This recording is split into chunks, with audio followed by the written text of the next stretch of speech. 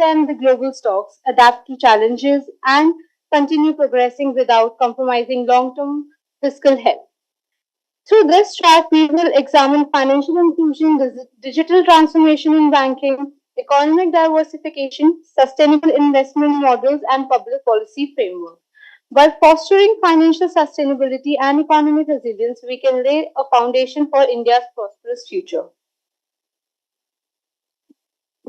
Before we proceed, it is my privilege to introduce our esteemed session chair, Dr. Baljeet Kaur. She is an assistant professor at the Punjab School of Economics, Guru Nanak Dev University, Amritsar. With a distinguished academic background, she holds an MSc in economics and a PhD in economics. Beyond her role as an educator, Dr. Kaur plays a significant part in shaping economic research and policy.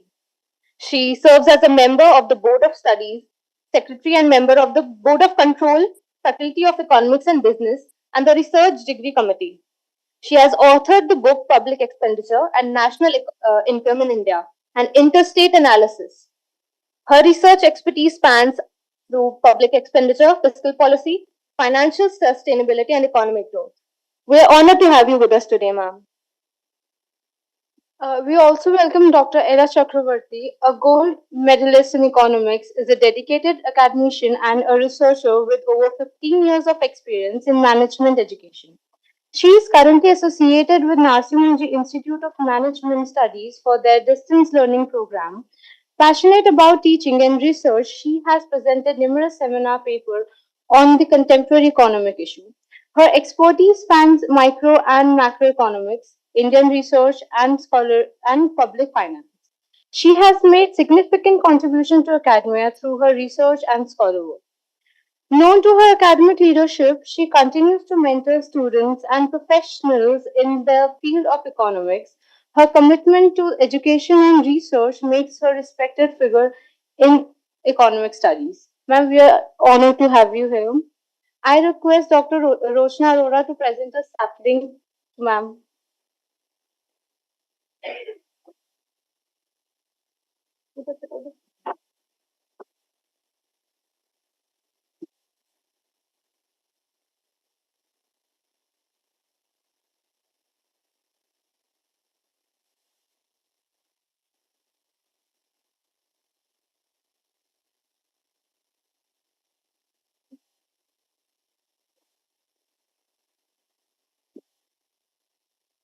India is at a decisive moment where economic resilience and financial sustainability will determine the trajectory of its development. As we continue to expand and strengthen our economic frameworks, it is crucial to ensure that growth is inclusive, crisis resistant, and future proof. This requires a strategic balance between innovation and regulation, ensuring that emerging financial technologies contribute to long term sustainability rather than short term volatility. From financial technology and sustainable investment to fiscal policies and economic diversification, every aspect plays a role in shaping a robust and self-sustaining financial ecosystem. The government of India has launched several key initiatives such as Atmanirbhar Bharat, Digital India, and National Monetization Pipeline, which aims to enhance economic resilience. However, these initiatives, to be truly effective, financial literacy and accessibility must be strengthened across urban and rural sector alike. We now proceed to the research presentations, where scholars will present their insights on enhancing India's financial systems and fostering long term economic stability. Each presentation will last 5 minutes, followed by a 2 minute question and answer session. We encourage all participants to adhere to the time limit. Each presentation will be assessed based on the following parameters with a total score of 25 points. Research methodology 5 points, content 5 points, presentation skills 5 points, Q&A performance 5 points, relevance and originality 5 points. Now we begin this session with our first presentation on empowering women through digital literacy, challenges and opportunity by Kuldeep Kaur, Assistant Professor of Economics at ASBASJSM College, Ropur.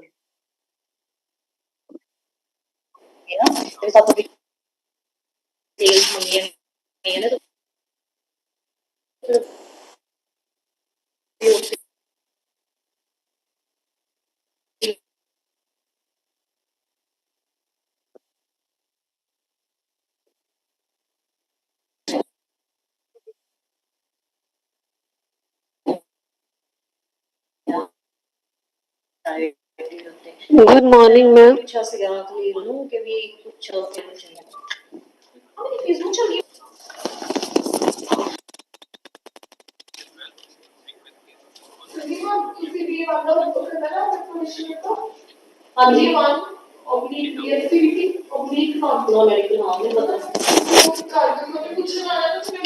Good morning to all. My paper title is Empowering Women Through Digital Literacy, Challenges and Opportunities.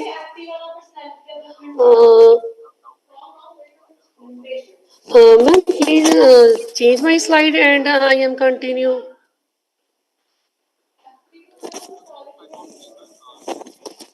Hello. Wow. Please next slide.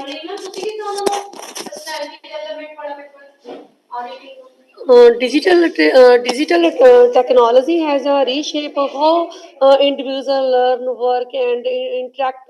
However, the benefit to this digital revolution have not been equality distributed. Women who constitute a reality of the global population are disproportionately excluded from the digital ecosystem due to structural, cultural, and financial barriers. So the digital gender device acts abatters by social economic inequalities, prevents women from accessing opportunities that could improve their livelihood and social standing, and the digital revolution is reshaping every aspect of their life, and digital literacy has become indispensable in navigating today's world. So digital literacy plays a vital and significant role in a women's empowerment by giving access to information, education, job opportunities, financial autonomy, self-expression, social status,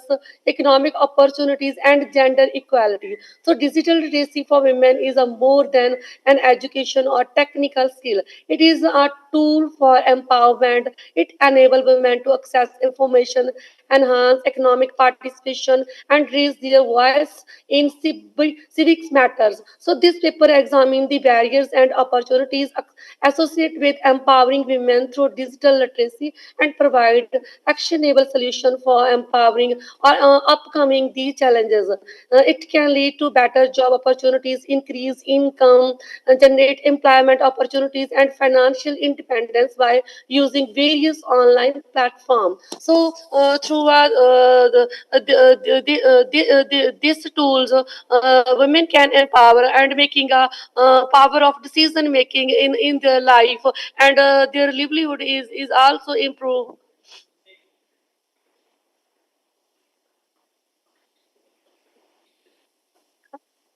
Madam, you are muted. Uh, Ma'am, Madam, I am not muted here. yeah. Now it's audible. Now it's audible. Yes, sir. Please, next slide, please. Please change my slide. Thank you, ma'am. The main objective of this study are, please, the main objective of this study to examine the women empowerment through literacy. The study is based on the secondary data collected from various sources like such as official websites, journals, books, internet, report from UNESCO and government policies. So the data has been analyzed through available sources and using suitable methods. So it explores the relationship between empowering women and digital literacy. Please, next slide.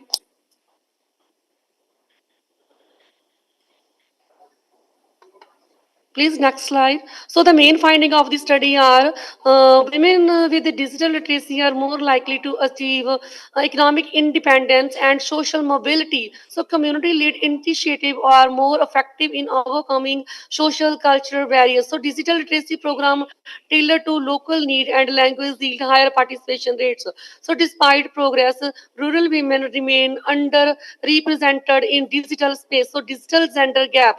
So women account for only 43% of internet users worldwide. With the significant disparities in developing regions. So barrier to digital literacy such as lack of access to affordable devices and internet facilities, social cultural restrictions on women mobility and education, and low representations of women in IT sectors. Now next slide please. Ma'am, kindly conclude. You're left with 1 minute only. Hanji ma'am, please next slide. Next slide is the last slide, please. This is the suggestion. Uh, Last slide, please. Next slide. This is the conclusion. So, empowering women through digital literacy is vital for achieving gender equality and sustainable development. So, overcoming barriers to digital inclusion requires a collective efforts from government, NGOs, and private organizations by addressing social, cultural, economic, and technological challenges. So, society can unlock the full potential of women in digital. So, digital literacy has power to be a major drive of women empowerment in India, offering significant benefit in education, economically employment, and social inclusion. So, this paper underscores the transformation potential of digital literacy for women empowerment. Empowering women through digital literacy, it highlights how inclusive policies combined with the grassroots initiatives can bridge the gender divide and create a more equitable digital future. The study concludes with actionable recommendations for all Ma'am, policymakers, I NGOs, think and private entities to ensure that you should women are conclude. not left behind in the digital era. So, empowering women through digital literacy is not just a matter of bridging the digital divide, but also a critical step toward achieving gender equality and sustainable development. So, while significant progress has been made in addressing digital literacy among the women. Thank you, ma'am. Now, I would like to invite our esteemed session chair, Dr. Baljeet Kaur and Ila Chakravarti, to share their thoughts and ask questions they may Yeah, have. yeah. Am I audible? Yes, ma'am, you're audible. Yeah, yeah. Thank you, organizers, for inviting me to chair this session. So, my question to first presenter, Madam Kuldeep Kaur, is what were basically your objective? What was the main objective of your study, and which methodology you particularly adopted to achieve these objectives? Yes, ma'am. My methodology is based on the secondary data collected No, no, from no. various That is sources. data sources that I have seen that you have collected data from secondary sources, and you have come Yes, out ma'am. with that these are the barriers or these are your findings. So my one question to you is that you applied which methodology, which technique you applied to identify the barriers? Yes, ma'am. Identify the barrier through various methods like a correlation between the barriers or shortcoming of the study. Uh, Okay, there are particular techniques with the help of which we can identify barriers, right? So, with the help of a correlation, I doubt that we can't identify barriers. Correlation is basically used for some different purpose. So, so these were my just observations because I was I was to inquire about that which technique you particularly adopted because it seemed that this was a kind of review paper which I could find. Yes, Uh, yes, ma'am. uh, okay, thank you, thank you. Thank you. Thank you. Hello? Am I audible?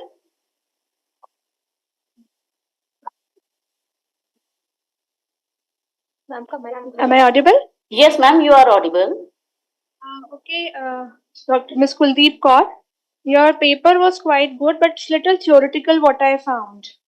Right, there is no need to read a paper when you are presenting your paper in the conference. You should basically describe what are the objectives, what are your findings, and what all you can do in the respective fields. Right? An area of coverage could be mentioned here. You should have taken some micro area instead of taking a complete area or doing a macro study. It would be difficult for you to complete it in a one research paper. So better you go for some micro area, like you can take a particular village or a particular city or a particular district, and there you can find the data and then you can conclude your paper. Else, it was a nice, you can say, effort. Thank you so much.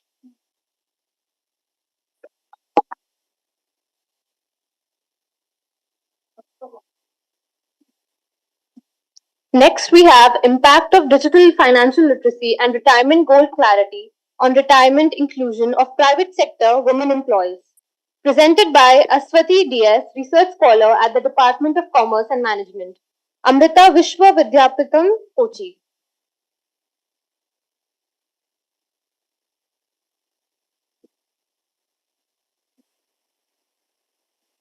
Ma'am, you're not audible.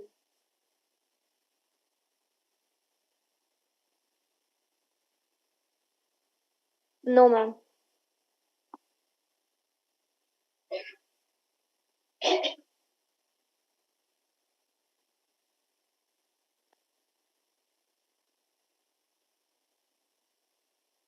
No, ma'am, still not audible.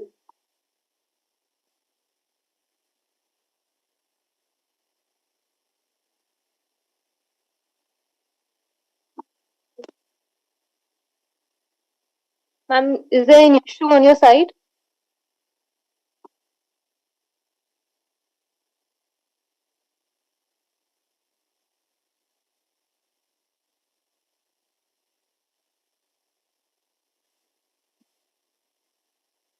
Ma'am, if you have any issue, we can move to the next presentation. You can work on your issue. Am I audible right now? Yes, ma'am.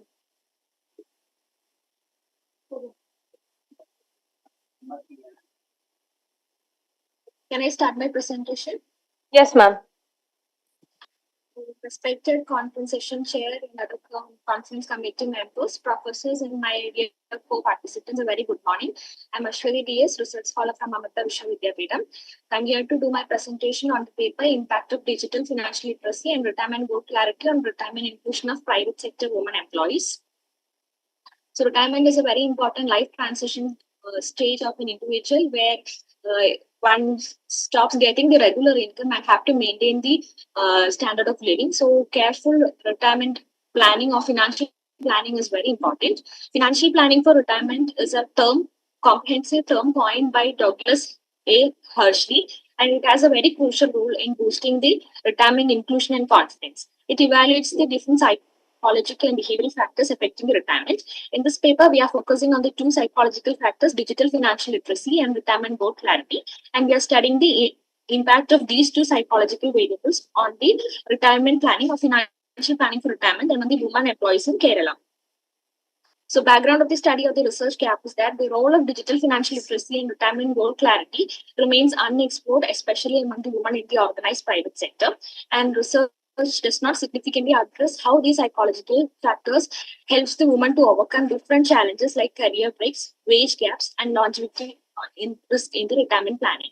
And limited research exists on how digital financial literacy can influence the adoption of fintech tools. That is, there are different digital platforms which help you to do retirement planning, and there are so many conceptual papers which tells you the relationship between the different psychological variables, but empirical evidence, especially in the developing countries, are lacking.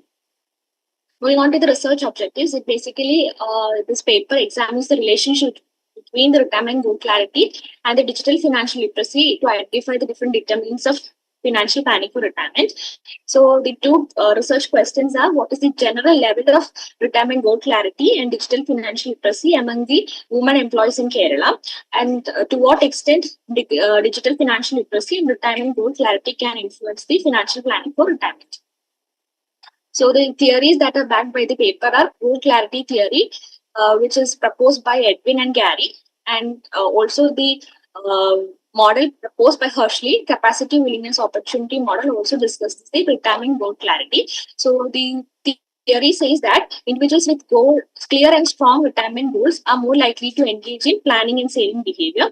And as when it comes to the women usually have unique mindset, perception, and priorities. So they have to set a self-oriented goals. They are morely engaged in family matters, day-to-day household activities, caregiving responsibilities, and maintaining social and family relationships. So the hypothesis is retirement goal clarity significantly influences the financial planning for retirement. Digital financial literacy is the another theory which tells you the collaboration of digital literacy and financial literacy. And here also it helps to building the awareness, knowledge about innovative financial products, and how it is going to help you in retirement planning.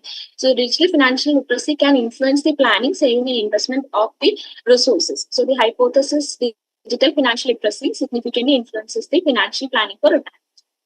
So the study follows a descriptive and quantitative approach. According to the Kerala Economic Review of 2020, the number of working women in the private sector is 3,54,098. So a targeted sample was drawn using the proportionate multi-stage random sampling method. Kerala has 14 districts. So proportionately, 477 women employees from Kerala's organized sector, private sector was selected. Data was collected using a survey, using a 5-point Likert scale, and structural equation modeling using MOS, and a mean using SPSS Vedan. Based on the analysis for the first objective, while calculating the level of... Ma'am, please conclude your PPT. You're only left with 1 minute. Okay, ma'am. Digital financial literacy and retirement goal clarity. We can see that there is a moderate or above the average level of DFL and RGC among the respondents, and this helps the woman to plan for the retirement. Like there are so many factors like gender pay gap, lack of practical knowledge, and higher life expectancy and interruptions in the career, which can hinder the retirement planning among the women. And appropriate targeted financial education programs can help women to face these challenges. And going to the second objective, while seeing the relationship between the variables, a SEM model was used. The regression rate of 0.495, which is statistically significant, and 0.345 were acquired, and the R square value, which is 0.58, shows that 58% of variance in FPR can be explained using these two psychological variables. So the retirement goal clarity has a stronger impact on financial planning for retirement than digital financial literacy. So a proper goal, if a woman can set a proper goal, she can, and strategy, she can. We have the question and answer round now. Ma'am, it's not clear. Your time is up. We have to proceed with the question and answer round now. Okay. I would now like to invite our esteemed session chairs, Dr. Baljeet Kaur and Dr. Ela Chaturvedi, to share their thoughts and ask any questions they have. Dr. D.S. Avasthi, it's definitely a very good paper. I was finding it very interesting, but time was very less. But otherwise, it's a very interesting paper. So you have used methodology at descriptive analysis and SEM you have used? Yes, ma'am. For the first objective, it's basically descriptive in nature, and also I was sent to understand the determinants of financial planning for retirement.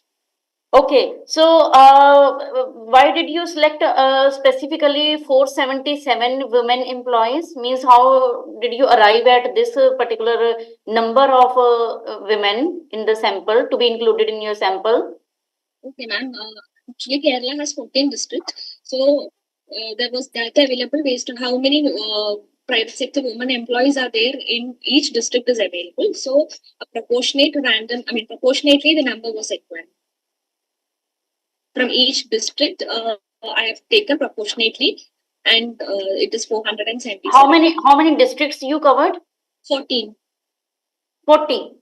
14, 14 districts you covered. Yes. Okay, and you have taken a sample from organized private sector. Yes. Yeah. Okay, tell me the one or two significant conclusions of your paper, because we could not see the entire, yeah. Just one or two. Yes, ma'am. In this digital era, actually, women are using digital technologies and digital platforms. But in Kerala, there is only 22% financial literacy among the women. So we can see that they are not using this digital platform appropriately for financial planning.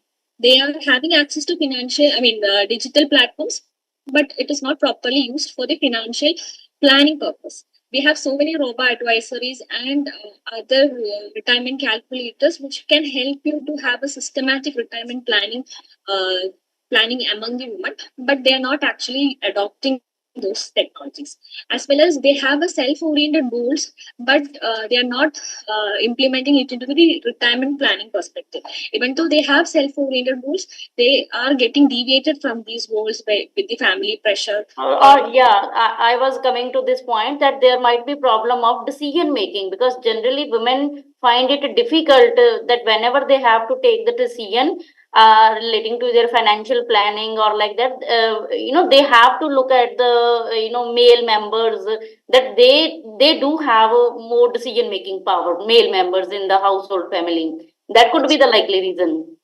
Okay, thank you very much. Okay, ma'am. Hello, am I Hello, audible? ma'am. Yes, ma'am. Yeah, your paper was really very good, and all the questions have been asked by Baljeet ma'am already. But still, I just want to know, you have used Likert scale, right? Yes, How many questions you have used in that questionnaire? ma'am, it's not clear. How many? Likert scale, right? Yes. How many questions were there in that Ma'am, questionnaire? for measuring the digital financial literacy, there were 6 statements, the 6 questions. And for measuring the retirement goal clarity, there were 5 statements. Okay, fine. Thank you so much. Okay, Thank you. Thank you, ma'am. Following that, we have unveiling financial attitude, insight from university level student, presented by Rishikesh, assistant professor at an institute. Ma'am, can you please stop sharing your screen?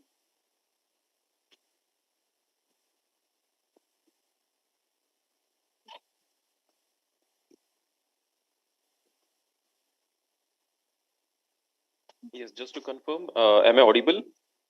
Yes. Organizers? Okay, fine, thank you. Do I have to share the screen, or will you be presenting for me, ma'am? You can share your screen, sir. Okay, thank you. Is it visible now? Is my screen visible, ma'am?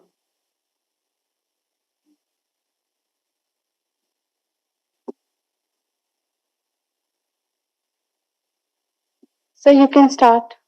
Okay, fine. Is my screen visible? Just to confirm. Yes, sir. Okay, fine. Thank you. So thank you, Amity University, for giving me the chance to present my paper on this day. So my topic basically is unveiling financial attitudes, insights from university level students. For this study, I have specifically considered Chhatrapati Sambhajinagar, that is formerly Aurangabad city from the Maharashtra state. The question that was, just 1 second. Okay, so these are the contents that I'm going to present. The first introduction we will see, then financial well-being, methodology, result discussion, and conclusion and the summary. So before starting with the presentation, the question in front of me was the growing gig economy. Just to have the details of the gig economy, we can see that almost 47% of the gig employees are medium skilled, 22 people or employees from the gig economy are highly skilled, and 31 employees from the gig economy is low skilled. So if we are looking at the Viksit Bharat at 2047, the question or the preparation starts with or at a micro level. So if a person or an individual is preparing well for his or her financial wellness, automatically the burden on a policymaker will be less. Coming back to the second point, when actually this data was taken from the money control, when the question was asked to the respondents, like, what do you want to learn more about? So almost 56% of the people have talked about budgeting and saving skills. Sorry to disturb you, sir. Can you please zoom it? Zoom in. Okay, ma'am.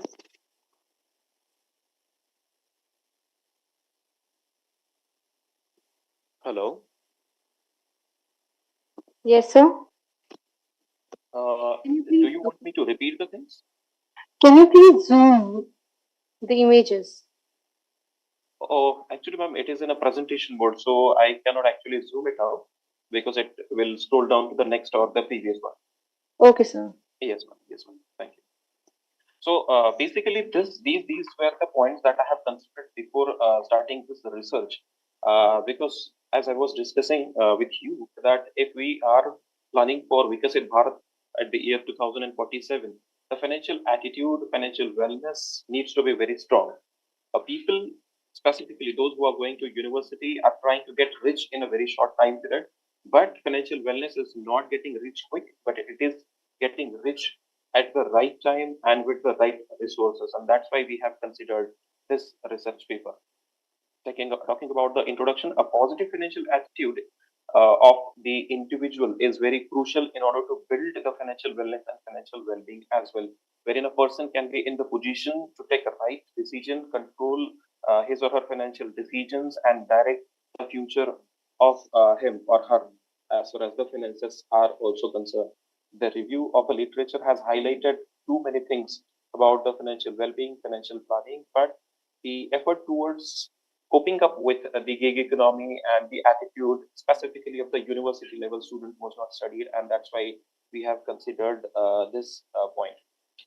So actually this was a framework wherein we are just working on the bottom of the pyramid, that is financial attitude, and later on the future studies will be done on the financial education knowledge, financial awareness, and a financial decision. So basically this was hypothesized by the authors.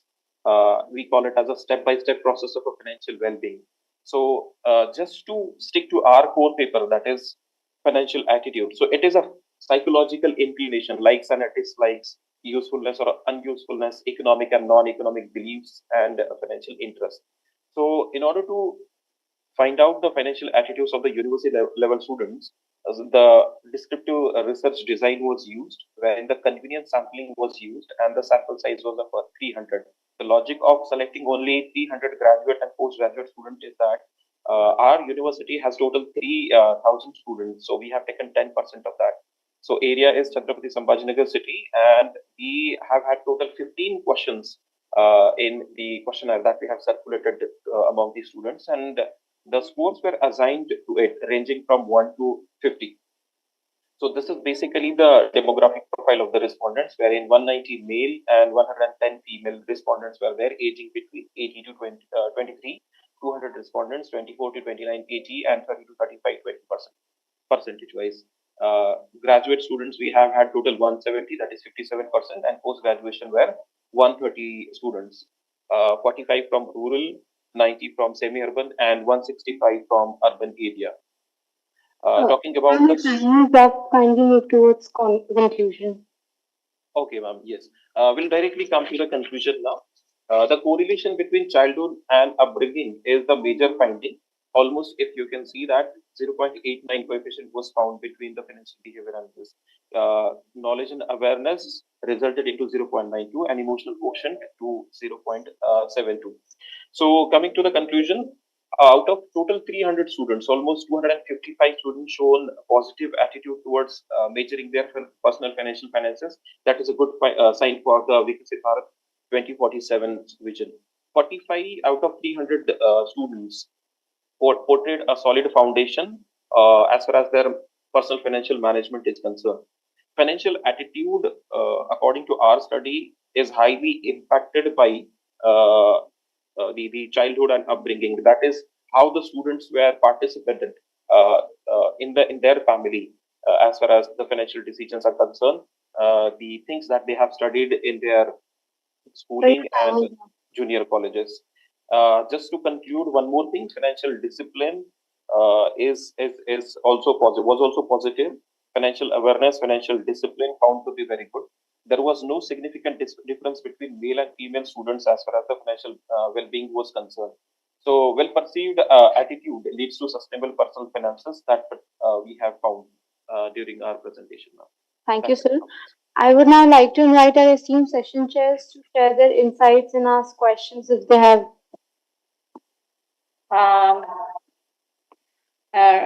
Dr. Rishikesh Kadge. Again, you have carried out a useful study because financial literacy is all the more important these days. My one question to you is that you were talking about that managing students were found to be managing financial personal finances. So how could you arrive at that? Means on what basis you can say that they are managing, they are able to manage their personal finances or not?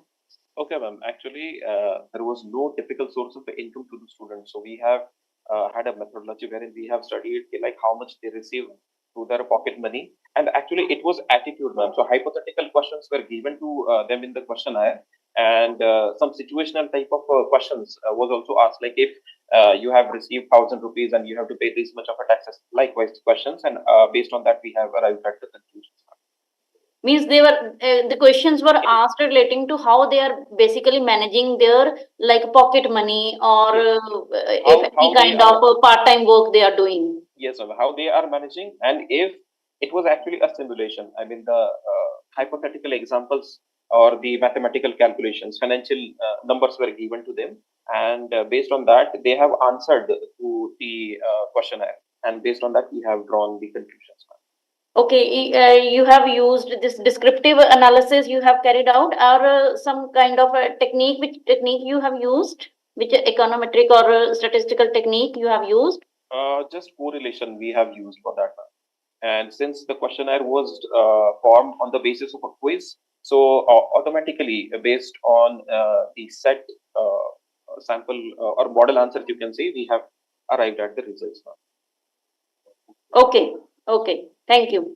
Thank you. Hello. Yes, ma'am. Good morning, sir.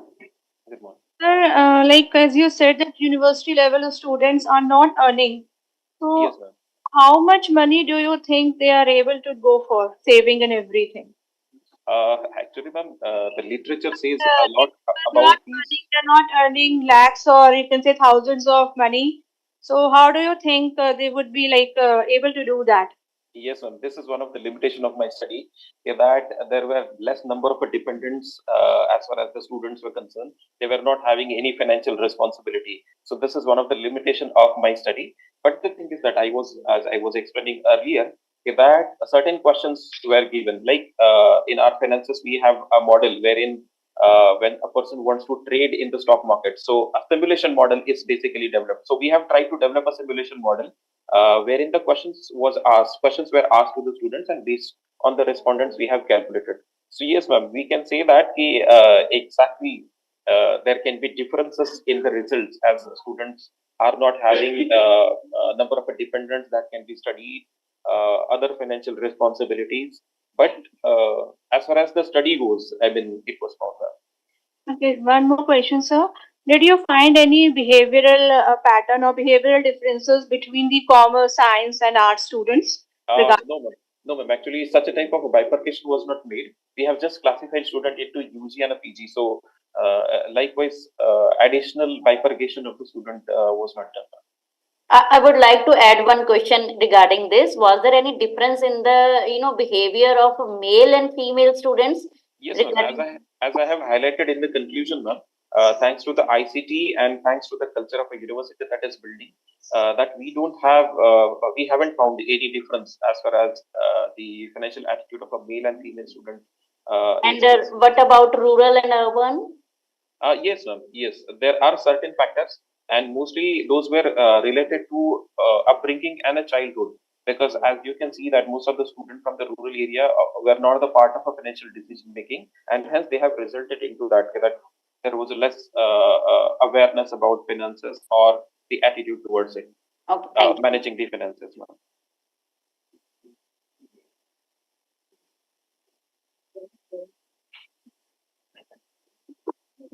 Thank you, sir. Okay, thank you very much, ma'am, and thank you, Amity University, for giving me this chance, and thank you for the session chair for contributing to the good questions. Thank you. Have a good day. Thank you. Our next presentation is statistical analysis of state-wise GST revenue collection in India 2017 to 18 to 2023 to 24 by Vidya Konar, Assistant Professor at Sophia College for Women.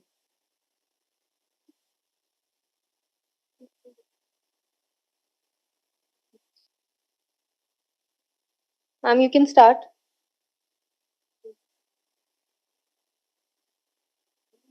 Ma'am, your mic is mute.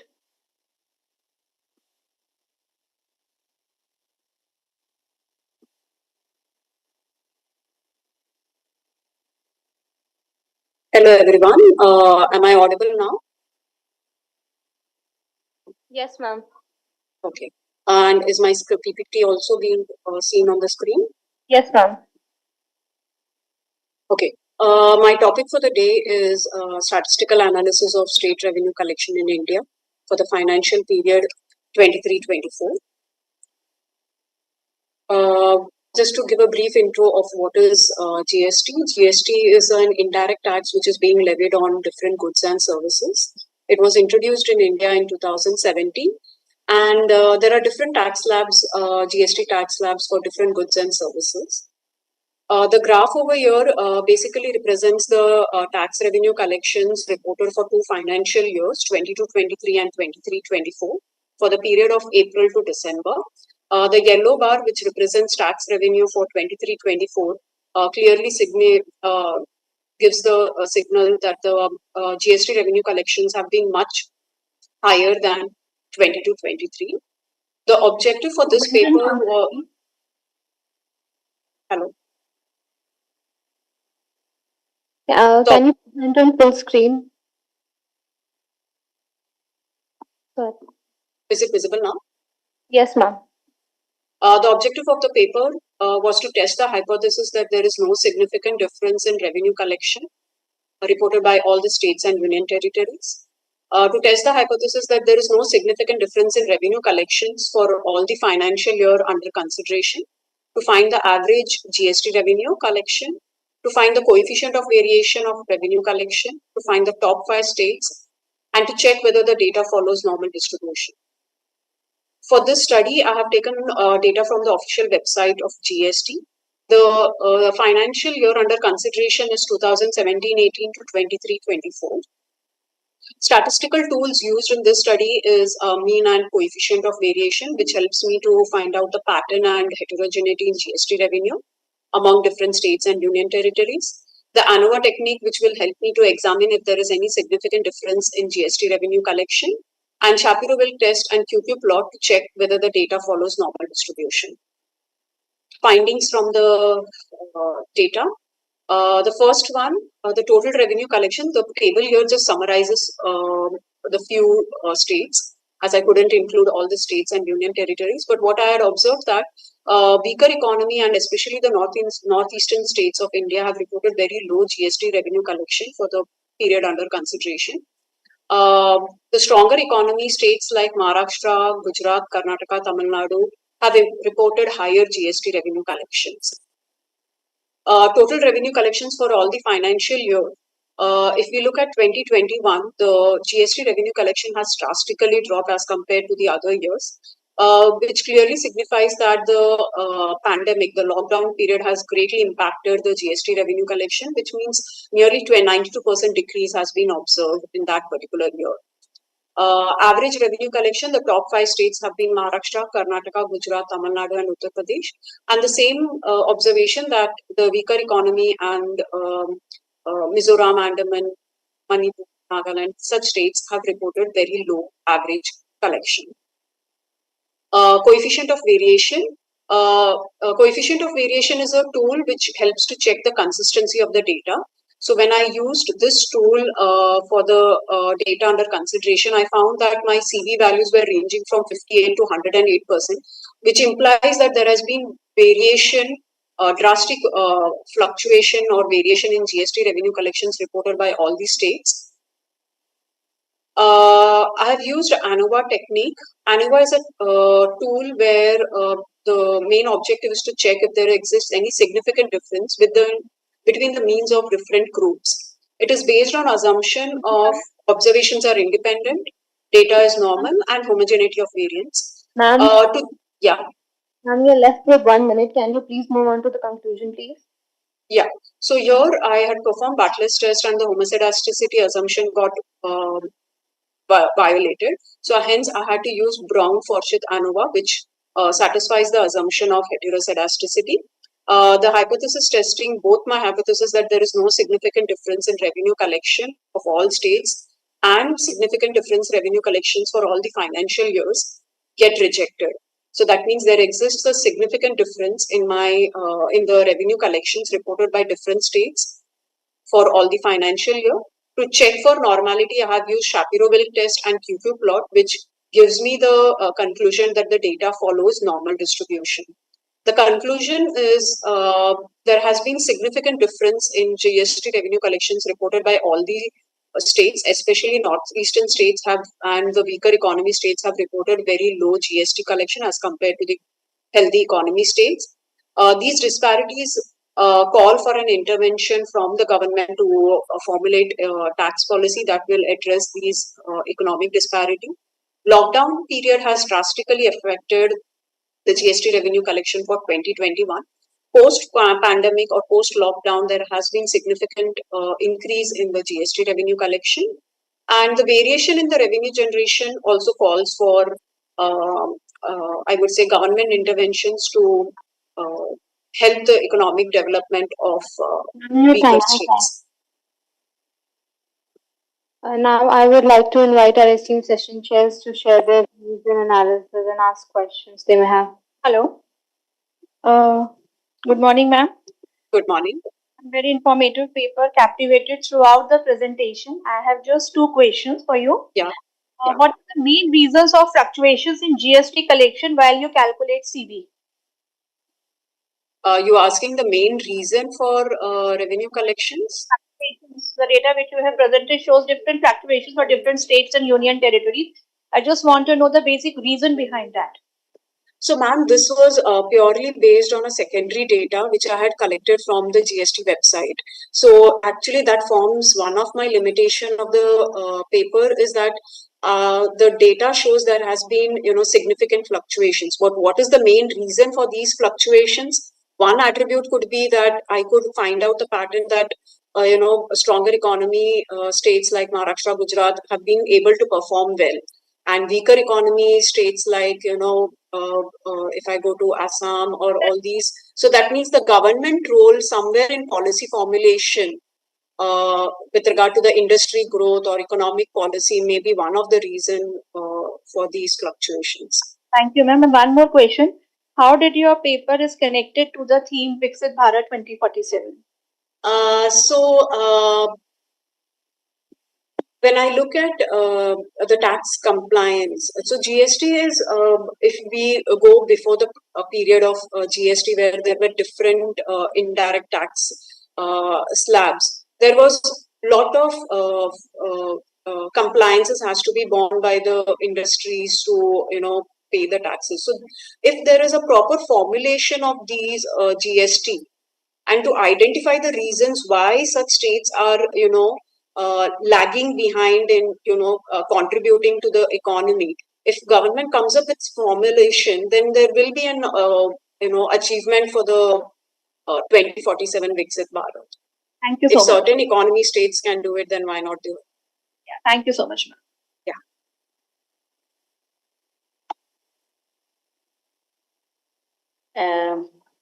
May I ask one or two questions? Yeah, yes, ma'am. Again, I would like to say that your paper is interesting, but you were not able to answer that question. That why did you particularly use that CV, coefficient of variation? Because every methodology, every statistical tool is to be used with a particular objective. So, what was the basic objective behind the use of that coefficient of variation? Yeah. So, ma'am, what I observed was, like, suppose if I'm the GST revenue collections, if I'm looking for certain states, like suppose if I take the example of Maharashtra, or if I take the example of Assam or Orissa, what I could observe was the GST revenue collections between the states also there was a difference in the revenue collection. Especially like if I'm taking 17, 18, 18, 19, 19, 20, the GST revenue collections between the financial years also there has been a variation. So when I was calculating my standard deviation before calculating my coefficient variation, I could see that the standard deviation values for each state was very high. So that means there was a variation in the revenue collections also. So hence I thought of calculating coefficient way of variation, which will actually tell me that between the states also there is a lot of variation, and between the financial years of a particular state also there has been lot of variation. Okay, ma'am. How many states you selected for this analysis? No, I have the data had all the states of Union Territories of India. I have not done a selective study. So I have calculated Oh, you but have what taken I all could, states together. yes, what I could present over here, I couldn't present the whole table. So I just highlighted the top 5 states and, certain states which are, giving low contribution to the GST. Okay. Thank you. Thank you. Thank you, ma'am. Thank you. Next, we have visualizing bibliometric network on sustainable tourism with special reference to travel for life, presented by Ananya Mitra and Shobna Tripathi, assistant professor at KIIT.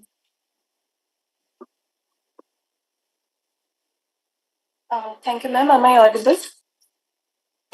Yes, ma'am. Okay, I'm sharing my screen. Yes, ma'am. So, good morning. I'm Shobna Tripathi, research scholar in commerce from KIT University, Bhubaneswar. And today I'm going to present my paper in the topic of visualizing bibliometric network on sustainable tourism with special reference to travel for life.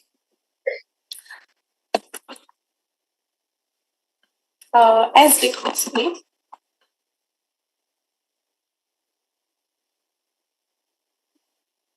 sorry, 1 second.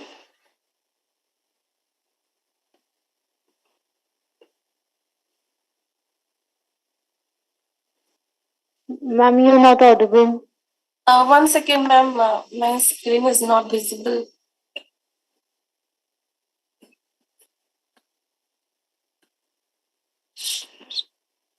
Okay.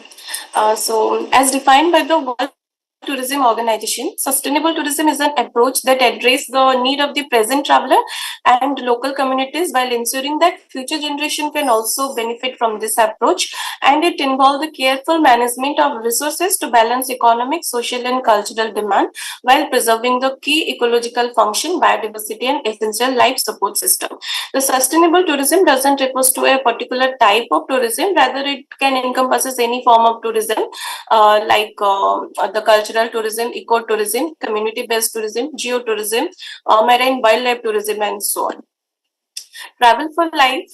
On the World Tourism Day 2023, the Ministry of Tourism, Government of India hosted the global launch of Travel for Life. A program under Mission Life has been designed to raise awareness about sustainable tourism and encourage both tourist and tourism business to adopt practices that align with nature. This initiative was launched in the collaboration with Ministry of Environment, Foreign and Climate Change, United Nations World Tourism Organization, and United Nations Environment Program with 8 basic theme like save energy, save water, say no to single-use plastic, reduce waste, empower local business and community, respect local culture and heritage, consume local food, and consume the natural heritage.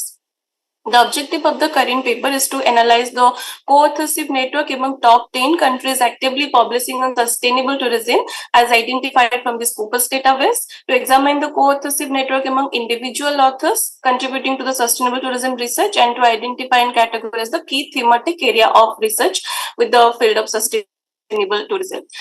Methodology. The current paper makes an attempt to bring together previous work as a form of bibliometric analysis and try to understand the trend and distribution of research in sustainable tourism from a global perspective, focusing on the sustainable tourism in India. With the use of VieW software, the paper attempt at visualizing and analyzing bibliometric network based on the research publication, citation, authors, and keyword. And the present paper is based on 9,357 documents from Scopus database with the search string of sustainable tourism, analyzing those documents through in-depth bibliometric analysis using VieW, and the time period of the study ranges from 1990 to 2024. Result. The first picture depicts the co-authorship network between the top 10 countries in terms of sustainable tourism. From the visualization, we can see different clusters are formed based on the strength of the collaborative ties, and the central hub countries like United States, United Kingdom, China become global connector due to better research funding, advanced academic infrastructure, and international outreach. Countries of the same region are more or less grouped together like the the cluster formed by Malaysia, Indonesia, and India, and by European countries Italy, Spain, and Portugal, which reveals regional proximity and shared socioeconomic context as well as common challenges in sustainability research. The second picture depicts the co-authorship analysis organization-wise, publishing 10 articles. Yes, ma'am? Sorry to interrupt, but we're only left with 1 minute, so you can conclude the PPT. Okay, ma'am. So this is the figure 2, and the next figure we can see the co-authorship analysis author-wise, in which you can see Font, Xavier, and Barnwell as the most efficient authors, and this is the figure of co-occurrence of author keyword, from which we can see tourism development, climate change, environment, resilience. These are the more important thematic areas, and this is the picture of co-occurrence analysis of indexed keyword, from which we can get the thematic area of geographical focus and regional planning.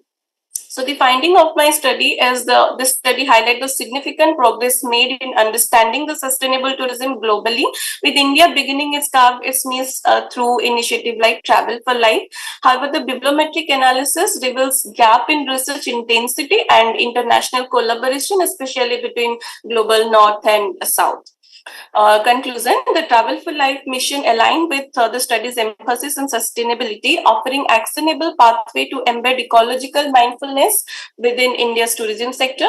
For sustainable tourism to thrive, India's researchers and institutions must embrace a multidisciplinary approach, fostering synergies between environmental science, social studies, and tourism management. To further advance sustainable tourism in India, policymakers should prioritize the integration of technology in managing tourism ecosystem, and additionally implementing region-specific strategies that can promote the local entrepreneurship and responsible tourist behavior can balance the economic and environmental needs. Thank you. Thank you, ma'am. Now I would like to invite our esteemed session chairs to share their views and ask questions they may have. I just want to give few suggestions on your paper. When you are your paper, there is no need to read the paper. You should have simply explained it, right? Okay. Secondly, your speed was very, very high.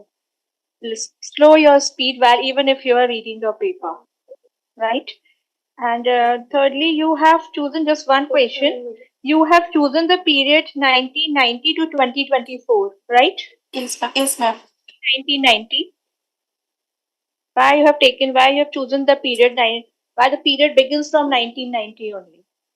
Ma'am, I collected the data from 1990 because from 1990 the Scopus data was collected, and the data was found in Scopus from the year of 1990. So I have collected the entire range of data from 1990 to 2024 on sustainable tourism research. Okay, it was a provoking, paper. Very good. Thank you. Thank you.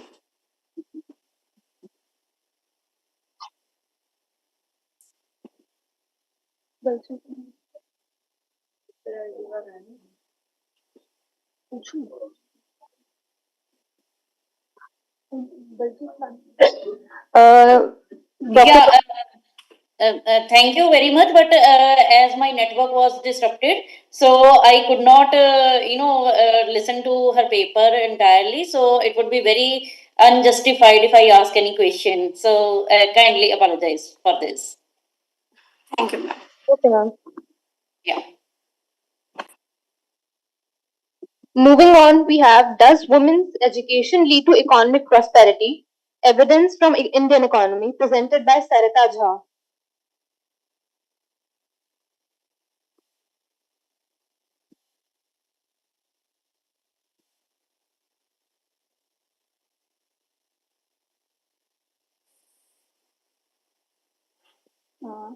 Am I audible, ma'am? Yes, ma'am. And my screen is visible. Yes, ma'am. Good morning to. Can you move the slide share? Sorry, ma'am. Can you present in the full screen?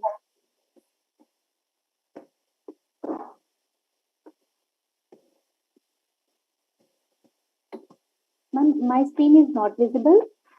And the PPT is visible, but can you please move to the slideshow version?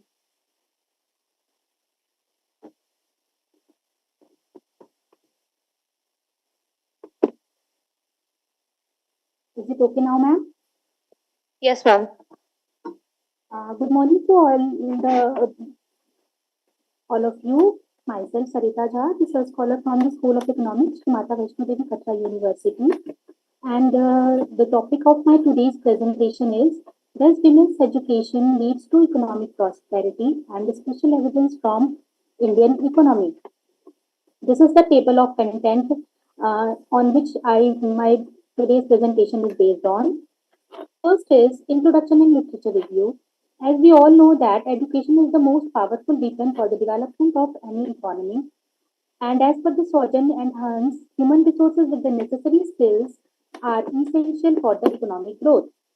An essential component of empowerment is education. It offers an alternative way of viewing things.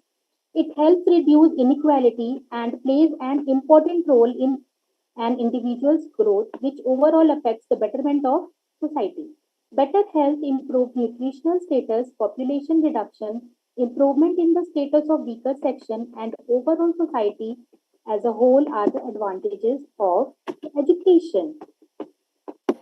According to the UN Women 2022, achieving universal education for all girls who are out of reach of education with the alarming forecast that with the existing speed of improvement, it will take an additional 286 years to close some of the existing gender gaps. The completion rate of girls from wealthy urban homes and those from less affluent rural families vary from 11.5% to 72.2% points. Furthermore, after the implementation of plenty of government schemes, there is still an equality of gender in India. This might be the consequence of these policies being implemented incorrectly or poorly monitored during this process.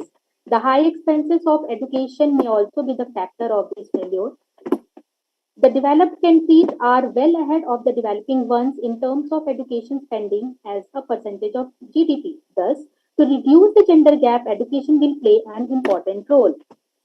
Therefore, the objective of this study is to underpin the status of female enrollment in three-tier education system, that is primary, secondary, and at university level in terms of gender parity amid female labor force participation rate and government expenditure on economic growth. This is the graph which I use to suppose in terms of objective. If we grow the gender education, if we give them the proper gender education, and with the increased government spending will reduce the gender parity, and with the generated female employment, gender inequality status will be improved. This is the variable which I include in my study. First one is per capita gross domestic product enrollment at primary, secondary level and tertiary level. Third one is labor force participation rate, and we also take the control variable of government expenditure on education. In my study, I used the autoregressive distributed lag model, that is ARDL model, to investigate the co-integration and long-run dynamics of the variables. Prior to it, I used the secondary data collected from the World Bank for Development indicators ranging from 2000 to 2020 in a time series format. To get the ARDL model, prior to it, I used ADF unit root test, bound test, and to check the stability of the variables, I used Kusum and Kusum square test. The main finding of this study is, at the primary level, the calculated gender parity trend of overall enrollment is showing an indication that the participation of females is closer to equality at par with males. Secondly, this study finds that the trends of gender parity in enrollment at the secondary level convey a continuous increase in the favor of females.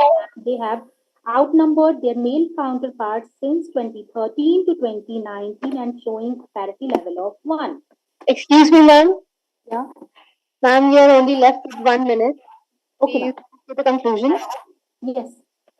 Thirdly, at the tertiary level, the enrollment pattern of females shows a continuous increasing path, and our findings also showing that better education opportunities converted into gainful employment, which improves the nation's economic growth. In our finding, we also proved that government spending on education impacts negatively on economic growth in India and positively in the case of some developed nations.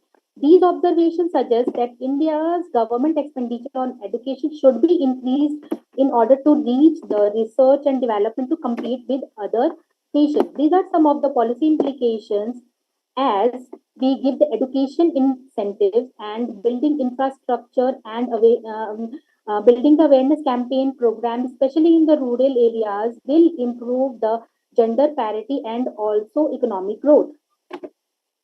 These are some of the limitations in my study. Thank you from my side. Thank you, ma'am. Now I would like to invite our esteemed session chairs to share their thoughts and ask questions. Hello. Yes, ma'am. Ma'am, you have mentioned the literature review. If you can please tell me what were the research gaps? Yes, ma'am. The research gap in my study is I use the data collected from the UN report and from the World Bank data. Somewhere I reached conclusion that there still exists inequality between the males and especially in the females. That's why I use this in my objective. This is the research gap, especially in my topic. Particular policy which has helped women education and their relationship with economic prosperity? Any particular policy if you have mentioned? Yes, ma'am. There are number of policy which I found during my study I that don't want the the number of policies, and I just want to know if you have focused any particular policy because it seems that you have written a macroeconomic paper. I just want to know in case if you can pinpoint one or two policies. sure, ma'am. At the primary level, there is Sarv Shiksha Abhiyan and the literacy for all schemes the providing and bridging the gap between the males and females. When we're talking about the secondary level education, there is a scheme called Sakshar Bharat Abhiyan. And when I talk about the university level, then there is a scheme called STEM, promotion of STEM programs. These are some of the programs by which the Indian economy is bridging the gap between the males and females enrollment ratio. Okay. Thank you, ma'am. Thank you, ma'am. Okay. I have one, I just want to have one clarification. Can we see again your last slide, like one slide before policy implications? Is it possible? Yes, ma'am.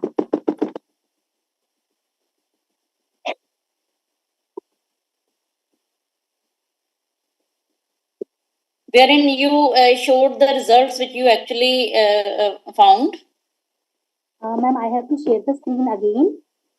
Okay, no problem with that. There is no need to share your screen again. So you just tell me what kind of relationship you were able to find out in case of our country, like government expenditure on education and economic prosperity. Ma'am, expenditure on education. Are you? I have to tell me the. Ma'am, please repeat the question. What I could see that you showed that there is a negative relationship between government expenditure on education and economic prosperity. Yes, And on the suggestions, you are saying that government expenditure on education should be increased. So I don't find both of these things in line with each other. yes, ma'am. Ma'am, let me explain. During my findings and during my evaluation, I found that in India, government expenditure on education is showing a negative relationship and it is also insignificant. So, Then it is if insignificant, the no? Indian economy should proceed on the path of gender parity or increase or bridge the gap between the males and females at all the three-tier level, then the expenditure on education should be improved or increased in order to get or in order to cope up with the developed countries. That is my finding. Okay. Another question. You have applied ARDL test to find out the relationship between the variables. So before applying these, did you check the stationarity properties? Yes, ma'am. Okay, how you check the stationarity properties of the series? Using the augmented diffuser test, ma'am.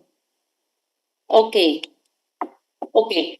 So there is one suggestion from my part for your future research. If you can apply it, then you have studied your outcomes, educational outcomes at different levels, right? At primary level, at secondary level, and at higher education level.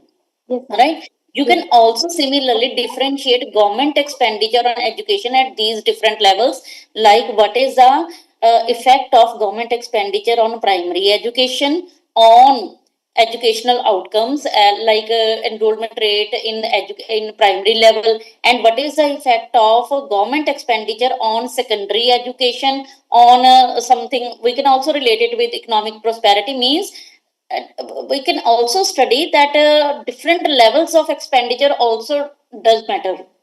So that would further your study will be very good study if you can differentiate that government expenditure on different levels, how these are affecting your educational outcomes and ultimately economic prosperity of the nation. This is my just suggestion for your future research. Thank you so much, ma'am. Thank you. I Yeah, will surely incorporate these suggestions into my study. yeah, thank you so much. Thank you, ma'am. Thank you so much.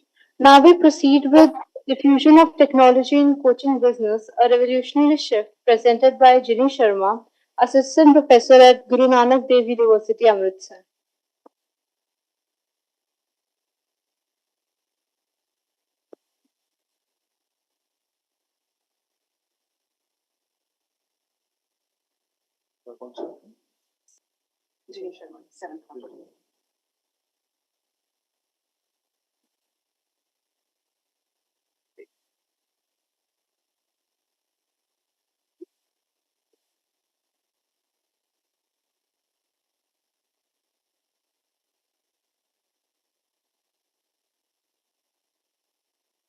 Good morning, everyone.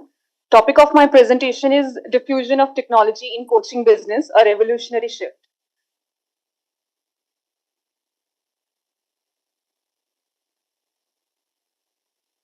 Slides are not moving.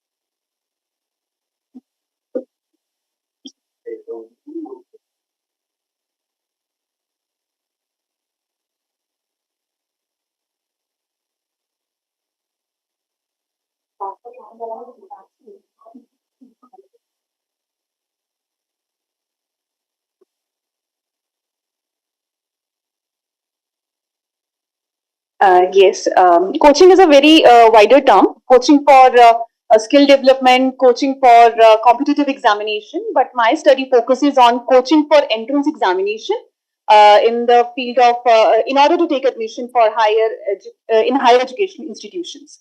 So let's get into brief idea about the business of online coaching business. At the global level, according to a research study, it has a compound annual growth rate of 14%. According to another research study by Business Research Insights, it has a compound annual growth rate of 14%. As far as the online coaching in India is concerned, it again has witnessed a booming business. According to an estimate, $2 billion, it is expected to grow by $2 billion by the year 2025. Despite of this growing business and the presence of online coaching business, but this topic has been less discussed on the research platform, and especially my study focuses on what is the impact of the online coaching business on the online coaching, especially on the stakeholders.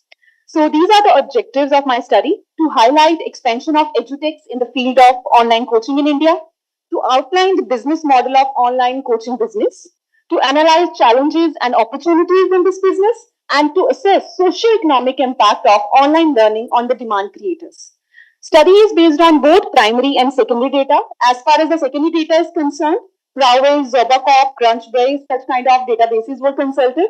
And then for the primary study, sample of 160 students were taken who were taking online coaching in order to prepare their entrance examinations, and between the classes of 10th and 12th, and they were divided according to the 4 subject streams, and sampling area was Punjab, and snowball sampling technique has been used.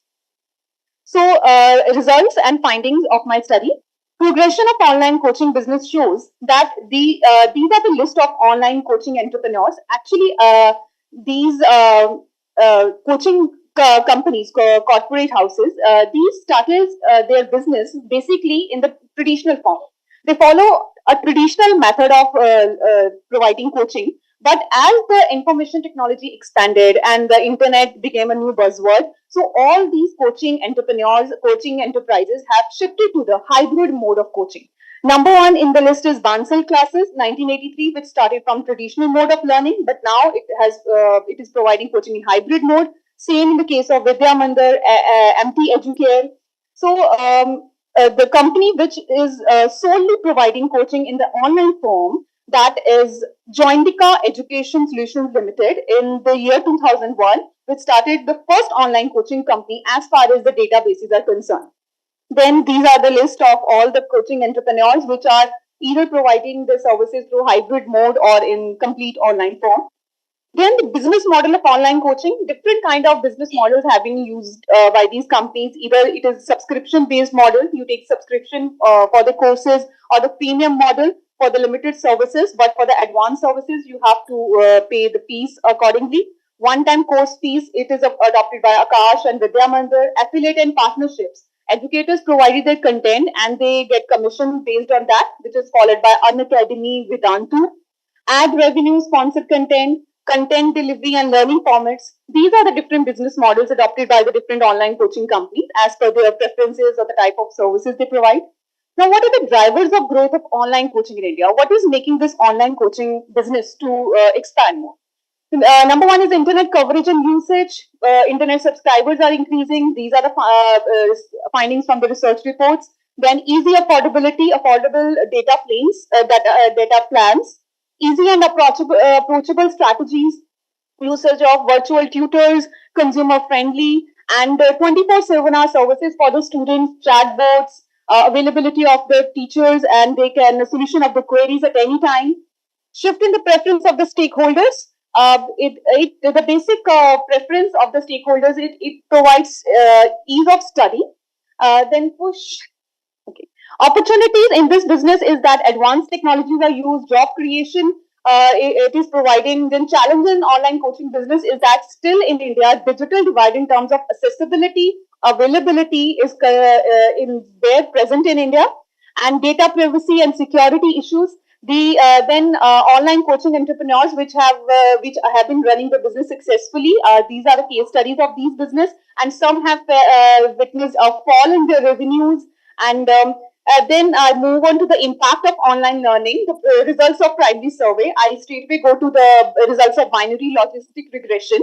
Dependent variable have been taken in this, the level of satisfaction from online learning, and the remaining are the independent variables. So the finding shows that the level of satisfaction is positively associated with when the teachers are taking queries, time spent in online coaching, and the revision and doubt clearance, but it has a negative association as a beta coefficient wherever it is showing a negative side. When the health issues are increased, difficulty in managing daily activities, less devices, it decreases the level of satisfaction. Now, how it is connected with the Viksit Bharat mission? When we are talking about technology, artificial intelligence, we are encouraging our entrepreneurs to go into such business which focus on the technology. Then online coaching business can be a good prospect. So it gives you an insight how this business is actually going on and what is the kind of impact it has on the stakeholders. Thank you. So now I would like to invite our session chairs to ask questions. 3 questions. Yes, ma'am. Ma'am, any difference in revenue generation between medical, non-medical, and commerce groups?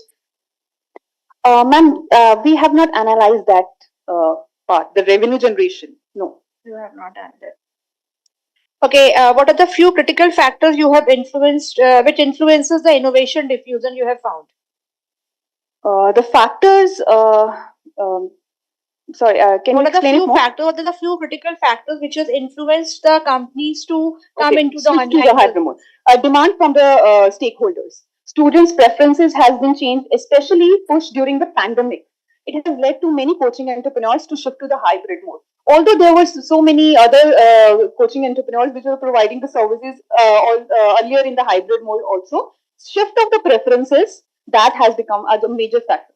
So you are getting the same behavior from the uniform behavior from the parents as well as the student, because sometimes students are ready to go for the online things, but we as a parent do not want our child to go for the online. So what gaps you are finding in that? In the primary study, as far as the primary study is concerned, we have taken those students who are using this online coaching for preparation the entrance examination. And these are the students, earlier they were taking coaching through the traditional methods also.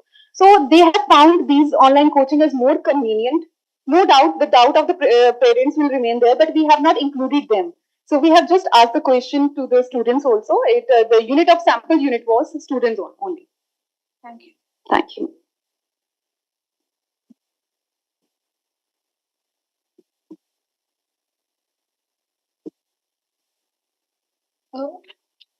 Ma'am, do you have any questions?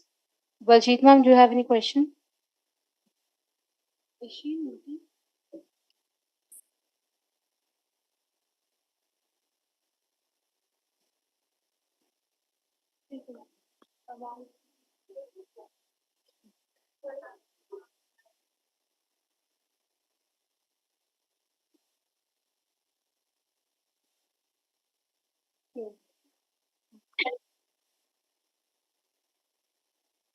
Next, we have leveraging fog computing and wireless sensor networks for sustainable smart cities in India. A pathway to a greener Bharat, presented by Shruti. Good morning, everyone. Can I share my slide, please? Yes, ma'am. Okay, thank you. Is it visible? Just a second, ma'am. Okay.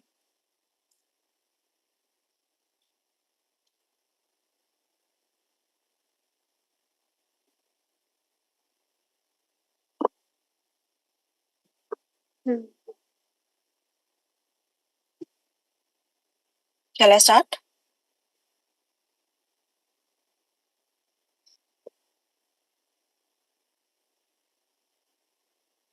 Yes, ma'am. Now you can start. Okay, so first of all, good morning, everyone. The topic of my presentation is leveraging fog computing and wireless sensor networks for sustainable smart cities in India, which is a pathway to a greener Bharat. So leveraging fog computing and wireless sensor network is making the maximum use of both of the technology, so we can make best use of both of these.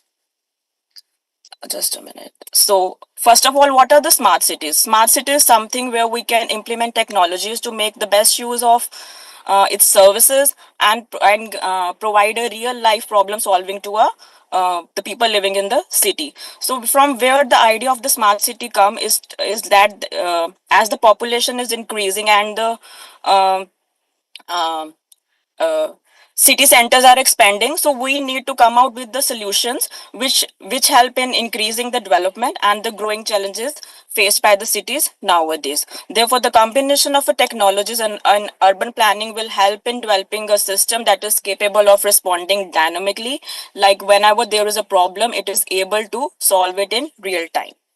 So what are the things that come under this smart cities? It is transportation, traffic conditions, environments, improving social services, encouraging sustainability, and give its people right to raise their voice. As we know, the smart city mission started in India in 2015. There was an initiative in which the government come up to make 100 cities smarts across the country. Its main mission was to the main mission of this smart city mission was to have sustainable urban growth that will help to improve the infrastructure and the service delivery. The second was to improve its the infrastructure like in sense of water supply, electricity, sanitization, efficient urban mobility, affordable housing, and IT connectivity. But implementing such things in a country where there is a lot of population and the density is very high is a very challenging. So we have to come up with the idea which will solve this problem.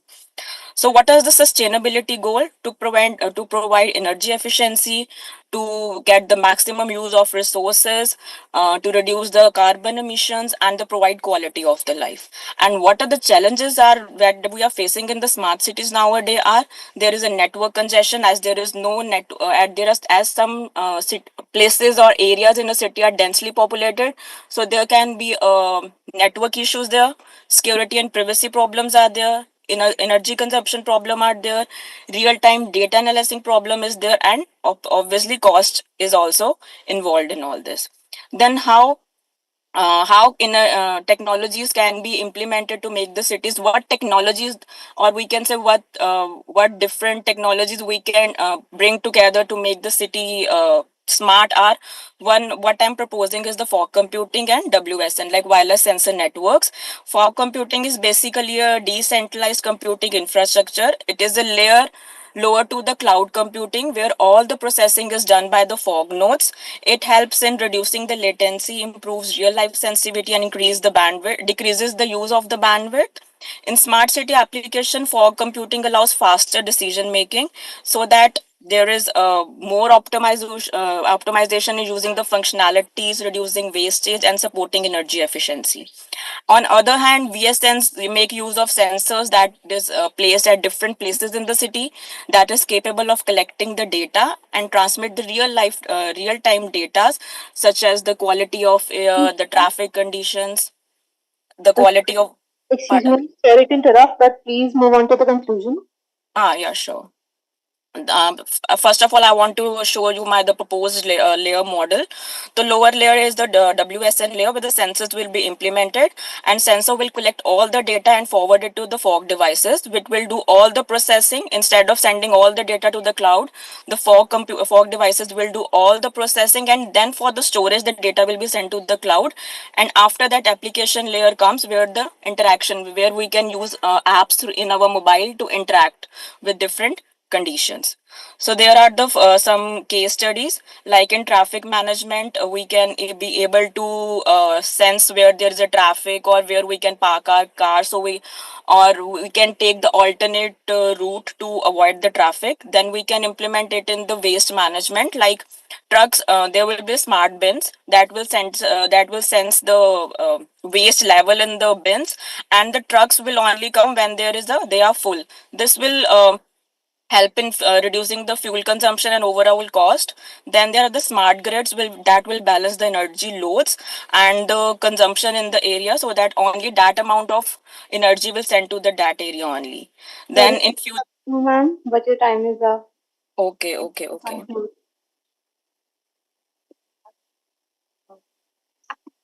Hello. Now I would like to invite our session chairs to ask questions.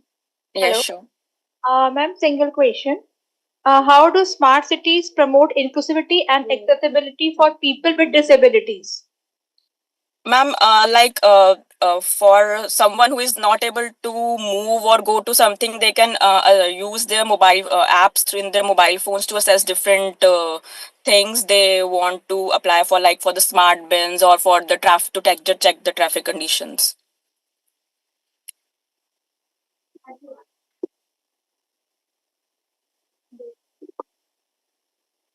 Baljeet ma'am, are you in the meeting? Yeah, I'm very much there in the meeting. Earlier there was a disruption. So it was definitely a very good paper, very different. And I just want to ask just one very simple question. Yes, ma'am. Your title is related to which sustainable development goal?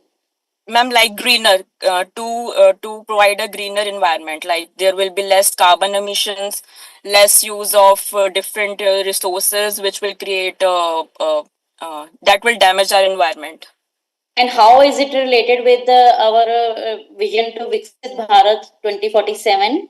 Ma'am, there are two things. First of all, to make it a smart city. Smart city will include everything like the waste management and the use of the efficient resources, and they are sustainability goals, ma'am, basically. Okay. Yeah. Yes, ma'am. Thank you. Thank you Thank you very so much. much, ma'am. Thank you It, so it much. was an interesting paper. Thank you so much, ma'am. Yeah. Now we have another presentation, harnessing CGI animation and visual effects for Viksit Bharat 2047, advancing sustainability and inclusive growth, presented by Supa Mitra, student at Amity School of Film and Drama.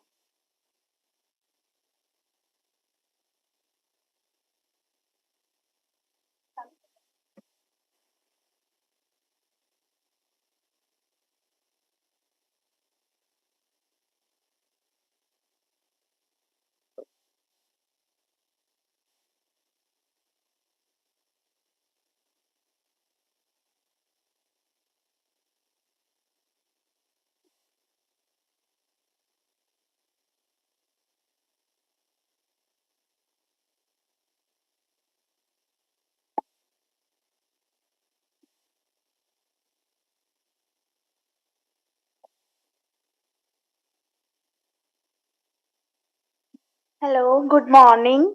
So my topic is harnessing CG animation and visual effects of Viksit Bharat 2047. We always see like CGI and VFX animation is for entertainment purposes, but I have a different point of view from myself. So my paper has saw that the CGI and VFX can be used for sustainable development of our country, and the focus my paper focuses on sustainability and digital transformation and inclusive growth. Innovation in CG and VFX can offer solutions in education, in rural areas, and use of simulations, digital twins of cities can enhance the architectures. So, in smart city and urban planning, we can use CGI and VFX for making twin models of the city, which can used as we can monitor the things in real time, and before executing on site, we can try and give trials that we can we do like this or not. So it will enhance the procedures, and for environmental causes like global warming and things, awareness can be made through CGI. For example, one of the series in Netflix had been also made, Our Planet. Uh, all use it has been used all of CGI and VFX because it is a futuristic view of our planet. It's a thriller. Thriller is not playing. So it's a series on Netflix, Our Planet. And CGI can also be used in rural areas to educate people about different things because sometimes textbooks do not enhance the process of education. Child and kids learning growth increases if they watch and learn something, experiencing them.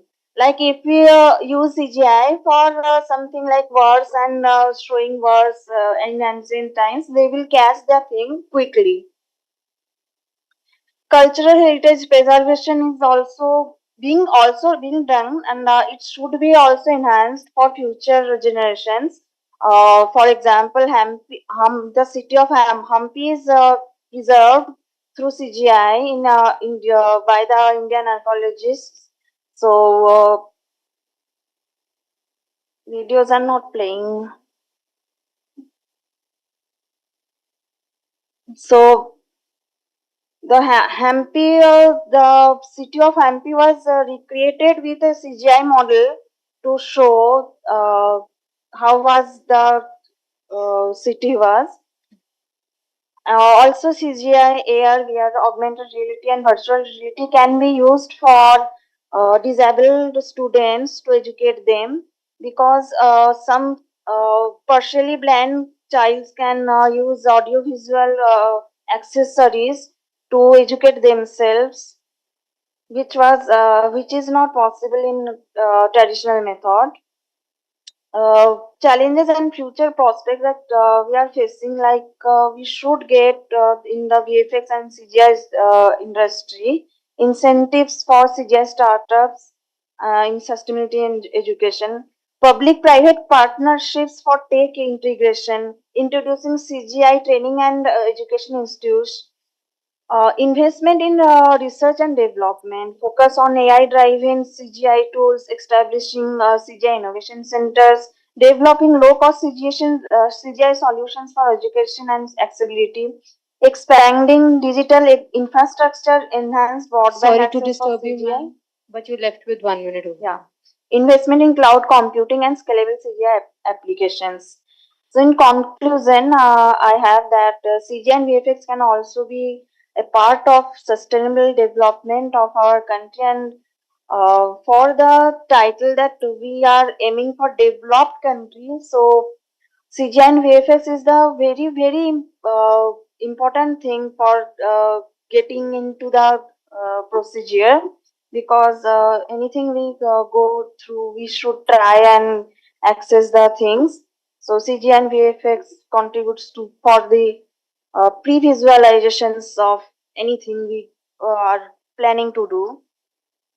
Thank you. Now I would like to invite our session chairs to ask questions. Is this your first research paper?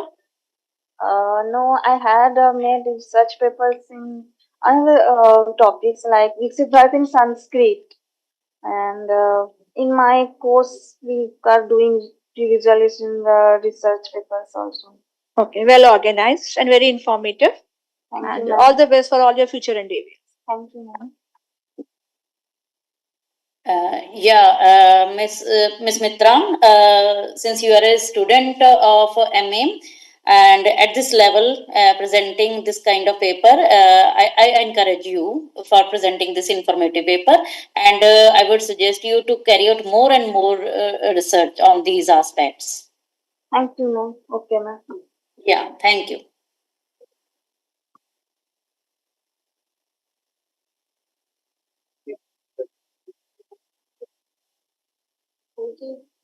होगी पे नहीं जा सकते। आप बोलो, मैं देख रहा हूँ।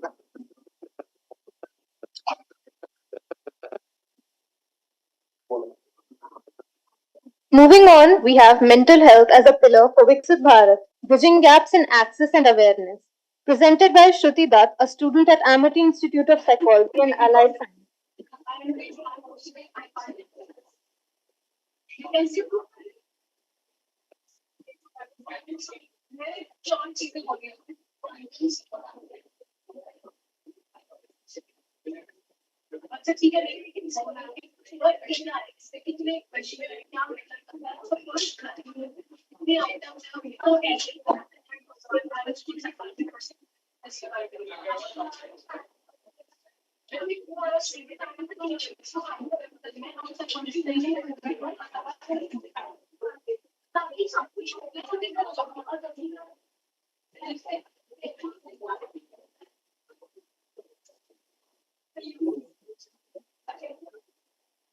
Good morning, ma'am, and good morning, all of you who all are present in the seminar hall.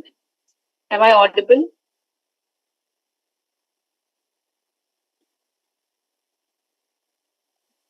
Am I audible to everybody? Yes, Dr. Shruti, you are audible. Yes, ma'am. Thank you, ma'am. Good morning, all of you. And the topic of the presentation is mental health as a pillar for Viksit Bharat 2047, and it's bridging gaps in awareness in Texas. And two students from IMA, that is Integrated BA and Master's Program in Psychology, Dikshita Shatija and Chandrabhoti C. N. Gupta, are going to present the research paper. Over to you, Dikshita and Chandrabhoti. Thank you, ma'am. Good morning, everyone. So when we talk about Viksit Bharat, it usually aims for the development of the country. And when we say development of the country, it says the development of each and every person in the country. Every person is developed primarily with their mental health. We have talked about mental health and socio-economic development, its correlation and its productivity on economic and its resilience. Mental health is crucial for building the resilience and productivity and inclusivity. India aims to achieve mental health accessibility and awareness in 2047. The main significance is that mental health and influence mental health influences productivity and economic growth and also the social cohesion. But if we have poor mental health, it can lead to increased healthcare costs and low efficiency in workforce. Therefore, promoting well-being is very essential for the integrity and sustainable development. Current mental health status in India. WHO estimates India's burden of mental health problems at 2,443 disabilities adjusted life years per 1 lakh population. The age adjusted suicide rate is 21.1 per 1,000 lakh population. Economic loss due to mental health conditions between 2012 and 2030 is estimated at USD 1.03 trillion. The main challenges that we have faced in mental health awareness can be first the stigma and the discrimination that can hinder the awareness and the accessibility to mental health services. Second, the limited mental health professionals and lack of adequate services and education. Third, the cultural beliefs and literacy rates levels affect the service utilization. The review of literature that we have particularly took were between the year 2018 and 2024, where the mental health problems were on peak and IT sector were developing, and the mental health and economic, socio-economic state were correlated majorly due to pandemic.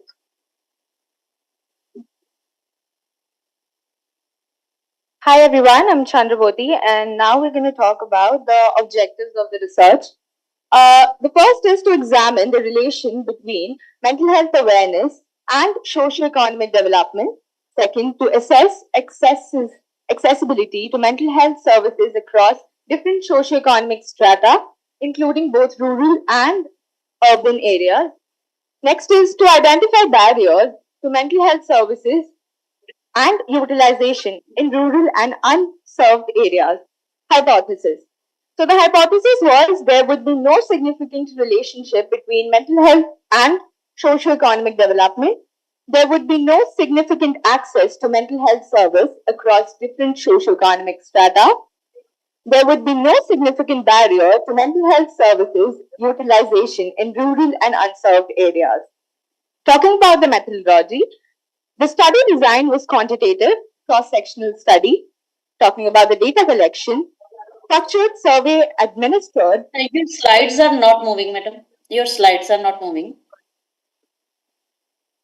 Talking about the methodology, data collection, structured survey administered to assess individuals across various socio-economic backgrounds in both the settings.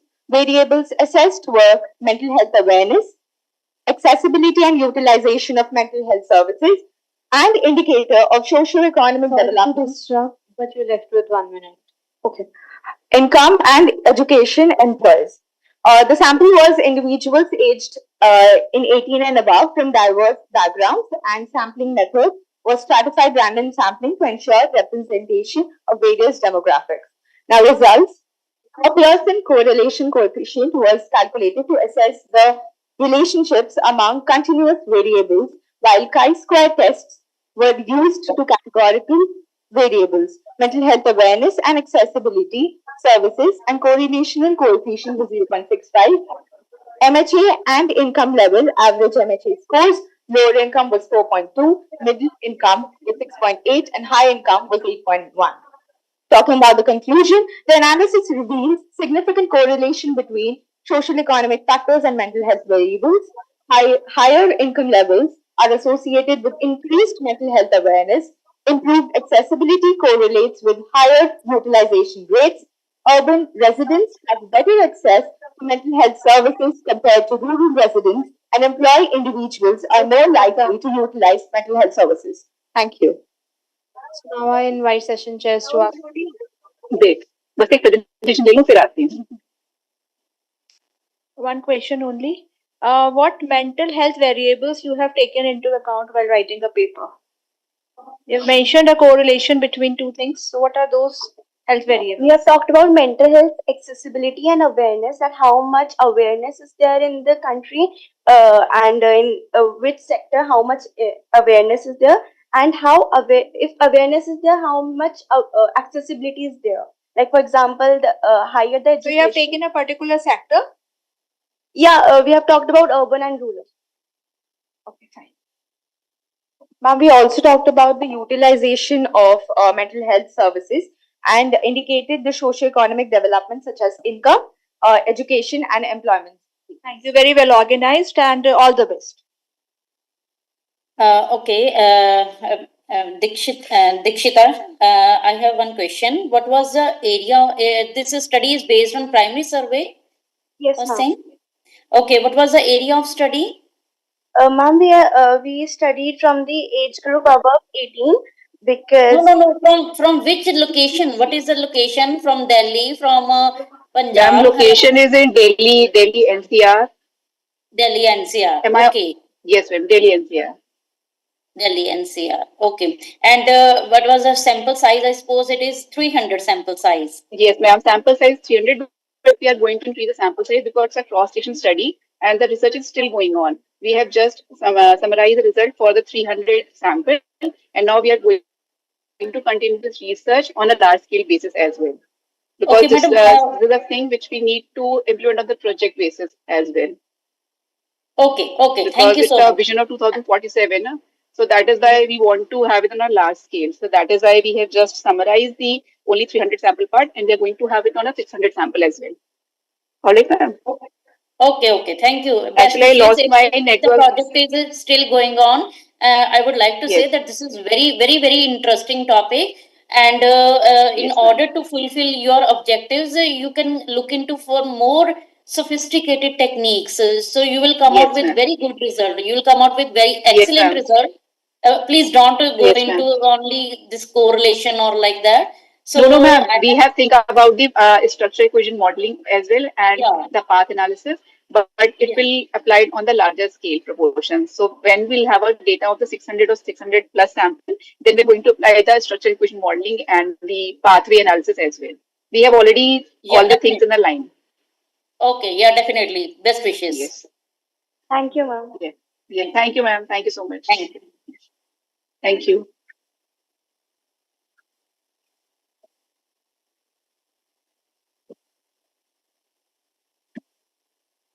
Next, we have empowerment or exclusion. Digital literacy and the class divide in India, presented by Samarth Saxena from Amity School of Economics.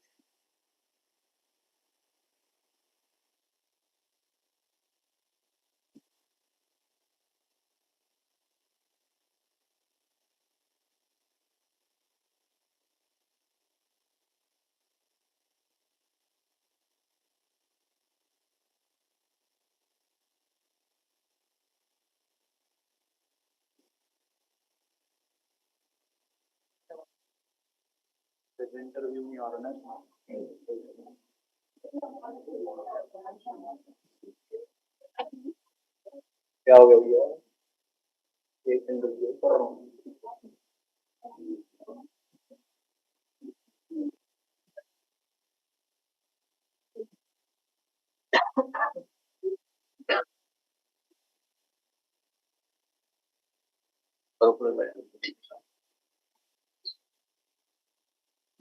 Good morning, everyone. My name is Samarth Saxena. I'm a third year student from Amity School of Economics, and I will be presenting this PPT on empowerment or exclusion, digital literacy, and class divide in India. In this era of digitalization, being online isn't just about social media or entertainment. It's also about education, jobs, and civic participation. If you can't access internet, you are left out of essential opportunities. While technology promises progress, it also widens gap, especially for those who lack access, financial resources, or digital skills. My presentation explores this dual impact of digital transformation in India, focusing on economic and linguistic barriers that divide people into digital haves and haves not.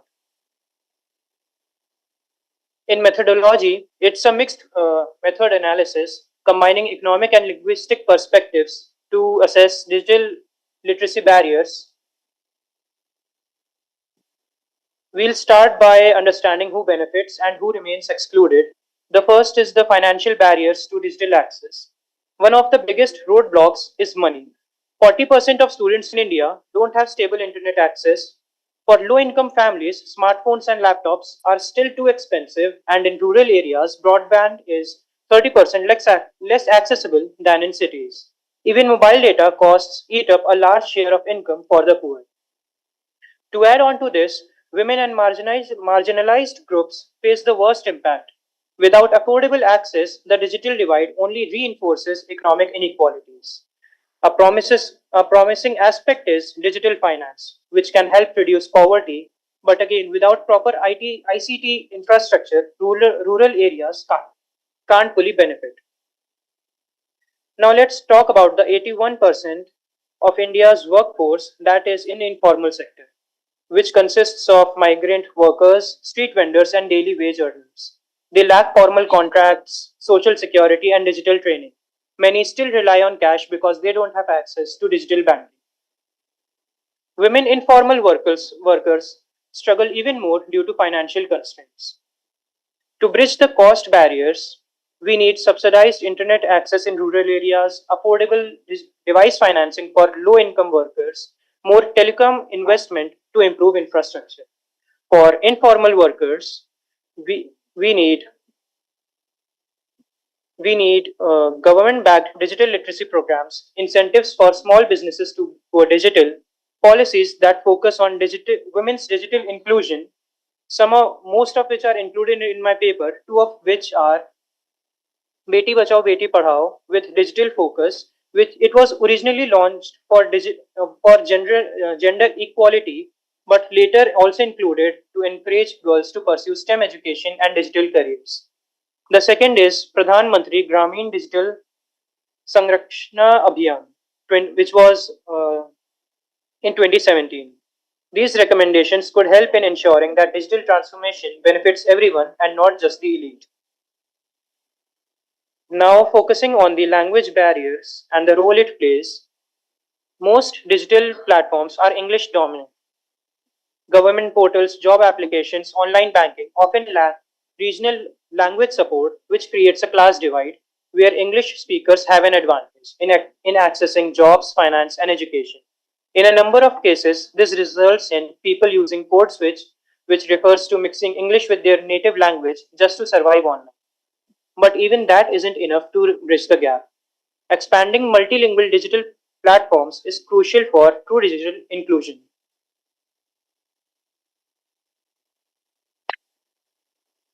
The next is myth of universal digital inclusion. We often hear that digital India is inclusive, but systemic exclusion still exists and will take time to be completely inclusive.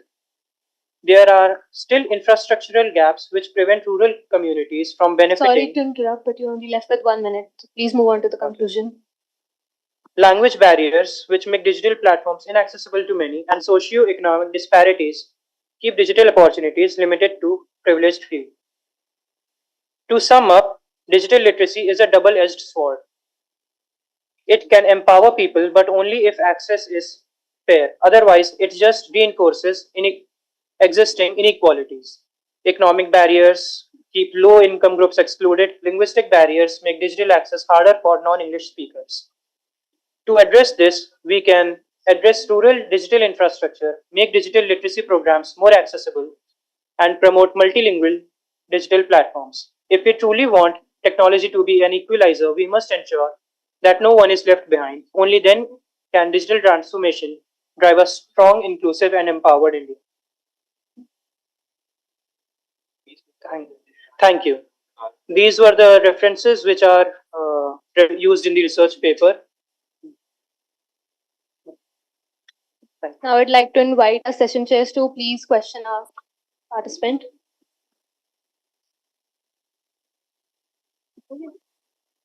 Yeah, Mr. Samarth Saxena.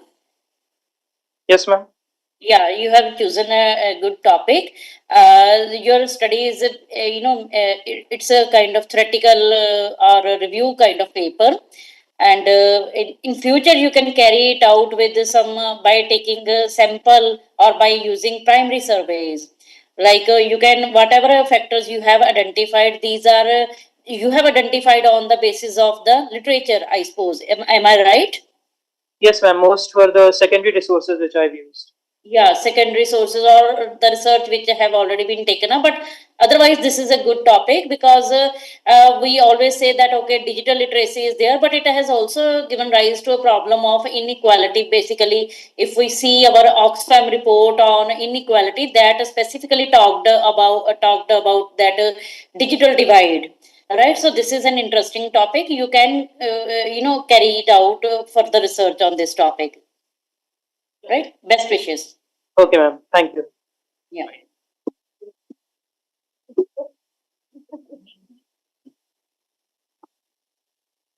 Our next presentation is consumer willingness to pay a premium for organic fruits and vegetables in NCR region in India by Mohita Rastogi.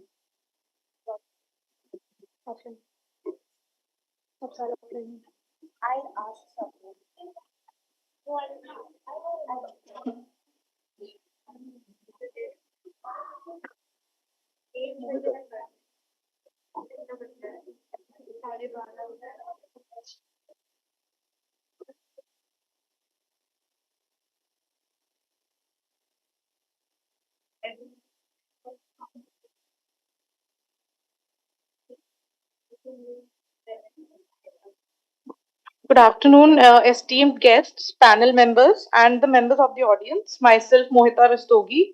I'm a first year student of MA Business Economics at Amity School of Economics, Amity University. Thank you for this opportunity for presenting my research on the topic consumer willingness to pay a premium for organic fruits and vegetables in NCR region in India. Organic fruits and vegetables are produced without the use of chemical fertilizers and pesticides, and the willingness to pay a premium for organic and the sustainability premium is the extra amount that consumers are willing to pay for products that are sustainably sourced or produced. In the present scenario, policymakers worldwide are giving more and more importance to organic food products over conventional foods to ensure food safety and positive environmental impact. Mass production of organic fruits and vegetables would significantly contribute to the employment generation, wealth creation, and poverty alleviation, and improve soil quality as fewer inputs like energy and pesticides are used. So the production process becomes cheaper in the long run and allows anyone to be able to produce organically. This requires reliable information on consumer willingness to pay for the organic produce. I am looking to achieve this through my research. Here are some facts of some existing research and news articles. Leading organic food producers in India, like Organic India, Murarka Organic, and Kashmir Apiaries. Over 5,70,000 organic farmers exist currently.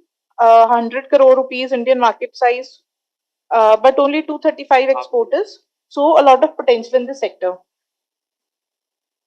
This slide explains why the organic produce costs higher, why the fruits and vegetables produced organically are costlier, because it includes farmer training, higher premium paid to farmers, higher processing and inventory holding costs, higher logistical and packaging costs, higher retail margin.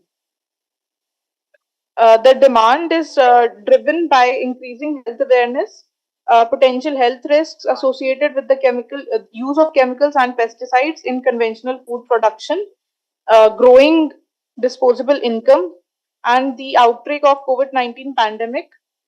So the focus on maintaining healthy immune system has increased among the consumers. The graph shows the growth trajectory since the COVID-19 pandemic, and we can see the market size has been increasing. CAGR 15.2%.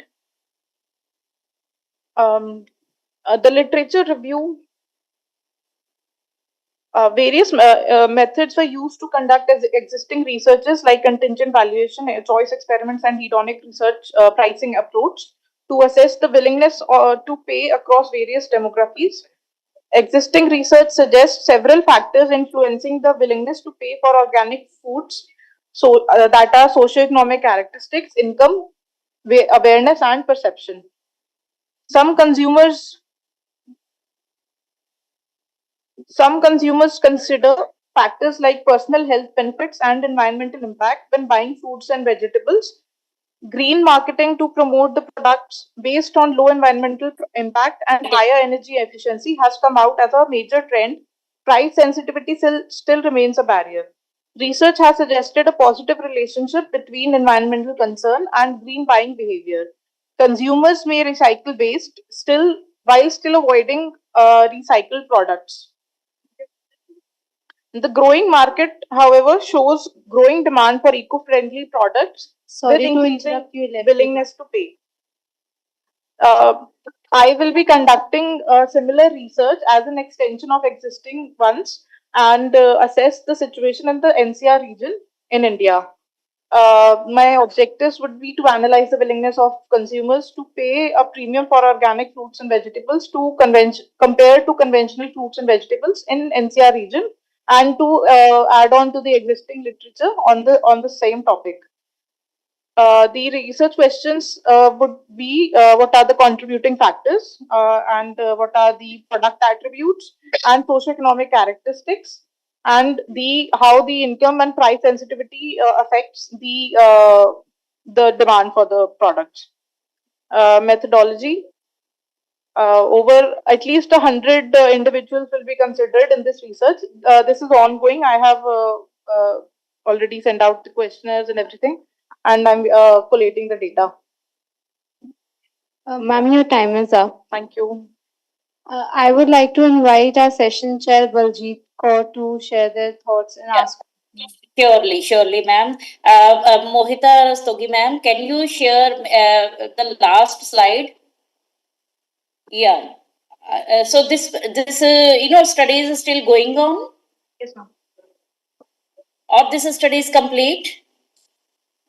Ma'am, I have no, ma'am. It's still going on. I'm collating the data still. You have been collecting the data. So on the basis of these 100 individuals, can you tell me any one specific observation that what is the willingness to pay for organic fruits and vegetable, means which factor is basically influencing, or whatever is your outcome on the basis of these 100 respondents? Ma'am, I'm still collating the data. However, people are more driven by the marketing that is being the green marketing that is being used, and they are not fully aware of how the product was produced, or like how they got the product in their hands, whatever they are using. So that's what my analysis would be aimed at. Okay, so you still do not have all the results in your hand regarding this particular topic. But the trend is what I have explained about the green marketing part. Okay. So, okay. Best wishes. You can carry it out further, because on the basis of only 100 individuals, it would be very difficult to generalize the results actually. So should I increase the sample size? Yeah, definitely. And moreover, specific methodology can be used to find out that what factors are influencing, what factors are affecting their willingness to pay, consumers' willingness to pay, whether it is their socioeconomic status, whether it is their awareness regarding. So all these things you have to take, then this study will be complete. Yes, ma'am. Yeah. Thank you. Best wishes. Thank you, ma'am.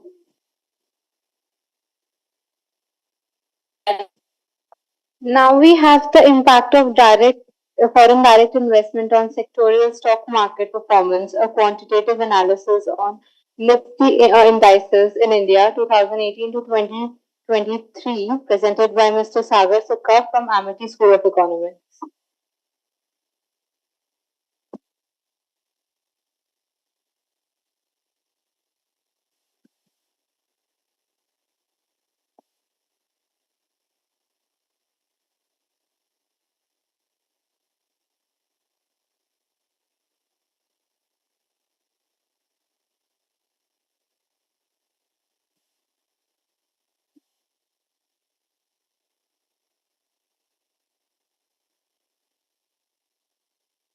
Good afternoon, everyone. I'm Sagar from Amity School of Economics, and my topic being the impact of foreign direct investment on sectoral stock performance. A quantitative analysis of Nifty indices in India from the years 2018 to 2023.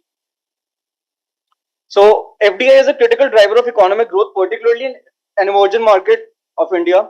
And FDI brings capital, technology, and expertise, which can enhance productivity and sectoral performance. The impact of FDI varies across sectors due to differences in capital intensity, technology adoption, and market dynamics, which is why it is of utmost importance to understand the impact of FDI for policymakers and investors. FDI inflows can influence stock market performance by boosting investor confidence and liquidity, which is a part of behavioral economics. The objective of the research is this study aims to analyze the impact of FDI equity inflows on the performance of 10 key Nifty sectoral indices in India from 2018 to 2023, and the findings will provide insights into which sectors benefit the most from FDI. The data was of secondary, the data source was secondary, and I took it from the Lok Sabha report for FDI data and the sectoral indices from the National Stock Exchange and applied a regression analysis. And this is a literature review which describes different aspects of the study, which I'll just skip because no one wants to read it actually. Then I'll get on to the research gaps. We have a limited sectoral analysis because mostly studies focus on the aggregate impact of FDI on GDP or overall stock market, but we do not emphasize on specific sectors. There's also a neglect of behavioral factors, and there's a lack of recent data. Many studies use outdated data, failing to capture recent trends in FDI inflows and stock market performance, especially after COVID-19. And I've also picked up some understudied sectors like media, realty, and FMCG. I formed 10 hypotheses for each industry. The null hypothesis, which states that FDI has insignificant impact on the sectoral index, and the alternative one, which states FDI has a significant impact. These are the data sets for annual FDI inflows by sector in terms of US dollars for the 5 years, followed by the Nifty annual sectoral performance. I took the monthly performance of Nifty and created an average value for all the years. Here are some descriptive statistics such as the mean and standard deviation, followed by correlation. As you can see, there is a huge variability. Sectors like media have a weak correlation of 0.17, or sectors like FMCG 0.24, sorry. Meanwhile, sectors like Nifty Metal show 0.91 correlation, which is very extremely positive. The equation I've used is sectoral index being the dependent variable equals to beta naught plus beta 1 FDI inflow plus error term. Here FDI inflow is the independent variable, and beta naught is the baseline value of sectoral index when FDI inflows are 0. Beta 1 is the slope coefficient. So for example, beta 1 equals to 0.072 for Nifty Auto. It means for $1 million increase in FDI inflows, a 0.072 increase is noticed in this index. And the error term, it includes sectors that are variables that are not explained by FDI. And this is my regression analysis.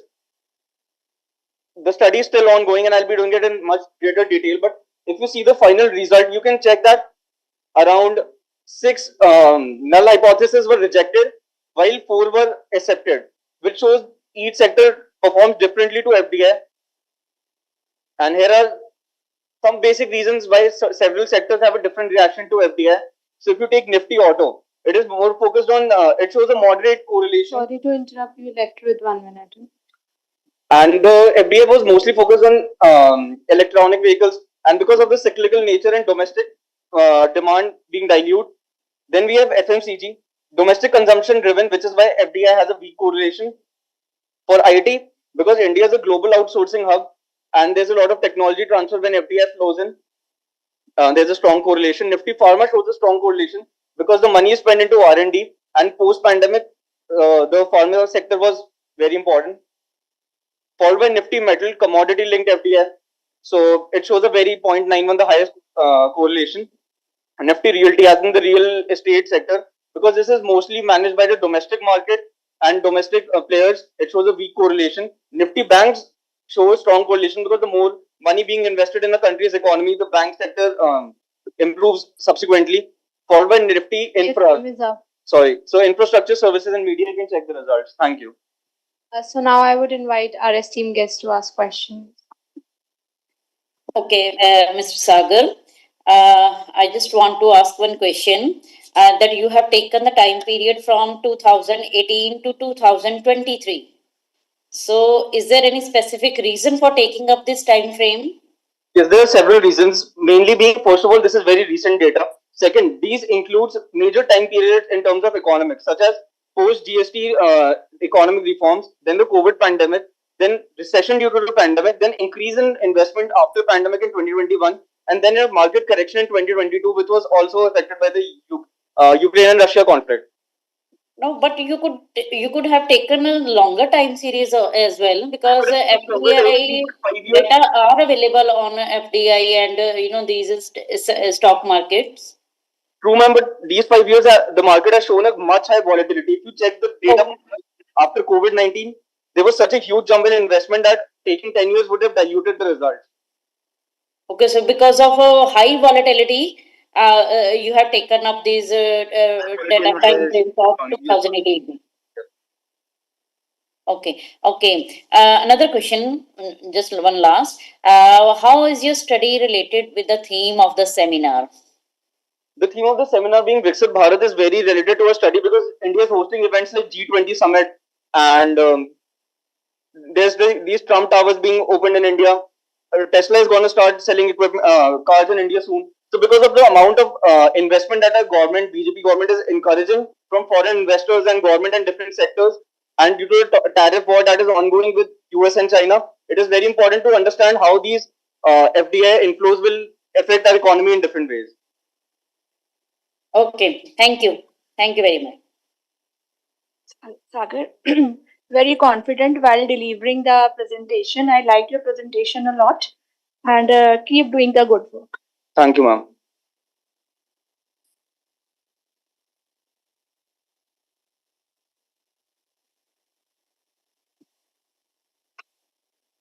Finally, we wrap up this track with Beyond the Grid, decentralized renewable energy solutions for Indian smart cities, presented by Alankrita Das, Department of Geography from Ambit Institute of Social Science.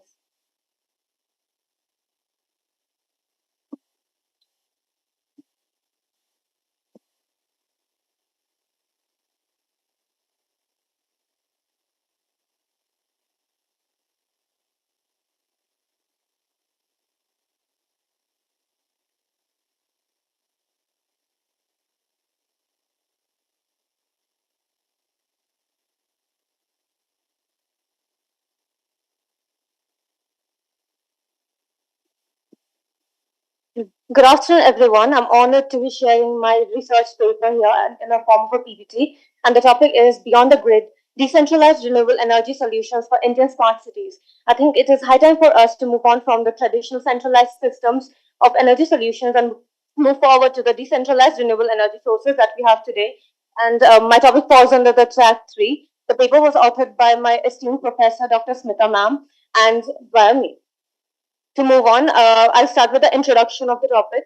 India's urban energy demand is rapidly rising. Everyone knows about the population growth, the increase in energy consumption, and the depletion of the fossil fuels and the energy resources. The centralized grid struggles with 20% of transmission loss and frequent blackouts, while 75% of electricity still comes from coal, which is a thing for a thought for everyone. Decentralized renewable energy (DRE), including solar microgrids, wind farms, and waste to energy plants, offers a solution for reducing grid dependency, lowering carbon emissions, and improving energy security. Case studies from Bhubaneswar, Pune, and Ahmedabad has also been inculcated in this PPT for understanding the topic much better for the people. Problem statement: India's urban energy sector is at a crossroad, facing issues, having electricity issues, high dependency, pollution issues, demographic issues, and inefficiencies regarding the transparency of the grid infrastructure. In this PPT, we talk mostly about the grid infrastructure and how the population and the urban low income is affecting the grid infrastructure. Most of the data has been taken from IEA and MNREA for getting the proper data that the government is supplying at this current moment. Furthermore, urban energy demand fluctuations and grid instability lead to power outages in key metropolitan areas. Decentralized renewable energy systems, including solar microgrids and others, can be helpful in fixing the problems. The problem statement has been classified into 4 major problems that I could find after studying my area. Number one, overburdened and inefficient centralized grid. Talking about the 20% of electricity lost in transmission, it is a huge amount of transmission loss that we cannot lose at this point of time, given the need for energy at the moment. Number two, rising energy demand versus fossil fuel dependence. This will be further talked about in the methods of graphs and all. By 2031, 600 million Indians will be living in cities, drastically increasing electricity consumption way more than whatever we have had in the past. Number three, unequal energy access and high cost. Somehow the divide in the wage gaps and economic divides will lead to unequal energy access, which shouldn't be an issue. The high cost right now, urban slums and peri-urban areas lack reliable electricity, deepening socioeconomic inequalities, etc. Number four, grid instability and need for energy resilience. With unpredictable demand surges, Indian cities face frequent power shortages. Energy resilience by reducing dependence on centralized infrastructure need to be maintained. Here is the graph. By the red line, I'd like to show the decline in the fossil fuels that has been seen in the recent years and the years to come. While the blue line, I'd like to show the total energy demand that has been going on, and it is at an increase. Then number three is renewable share. We can be using the renewable share to be using it instead of the centralized system so that it is more efficient in the future. From the data that I have collected with the sightings, high transmission losses, rising energy demand, fossil fuel dependence, urbanization pressure, grid expansion costs, every one of those have taken a lot of monetary fund and a lot of pressure from the people. 75% of electricity still from coal is taken. 600 million urban population by 23 will be a very big issue for the people. And everything out there, such as the 15% urban slum areas lack reliable electric access. All the data shows that a need is required for now to move on from centralized to decentralized. But we're left with 1 minute. Okay, to move forward, objective of the research, assess the limitations of centralized energy systems. We evaluate the role of decentralized renewable energy. Moving forward with this methodology, I've taken up secondary data collection. The data analysis was done. Comparative study of places such as Bhubaneswar, Ahmedabad, and Pune are done in the research paper. Results and findings shows decentralized renewable energy reduces transmission losses. GRE improves urban energy access. Solar microgrids and waste energy solutions are the most viable option. Smart grids and AI-driven data should be used. Other than that, in this table, we can see that reduction in transmission losses can reduce up to 40% of emission. DRE improves energy security, high initial cost as barrier, AI-based smart grids, net metering, and subsidy support is required to fix the issue at the current moment. Here is a graph of the better improvement that we have seen in the cities where it has been implemented. And moving forward, here is a case study of the Bhubaneswar, Pune, and Ahmedabad, as I've already talked. More energy is saved, better transmission is done, lesser energy is lost, and that has been shown according to proven data that we have found from the government website at the current moment.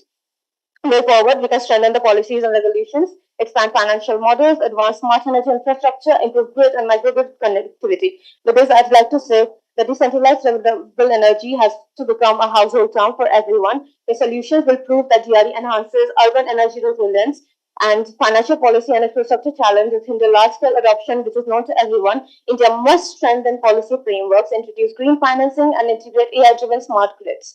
Coming to let energy cooperatives and blockchain-based P2P, peer-to-peer trading can democratize energy access. By prioritizing localized, tech-driven renewable resources solutions, India's smart cities can achieve a cleaner, more resilient, and equitable energy for the future, aligning with the topic of Viksit Bharat 2047. And with that, I'd like to end my PPT. Thank you so much.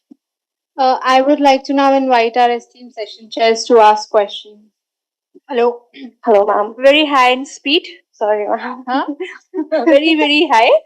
Okay, so out of so many findings, which findings you seem to be so important and why?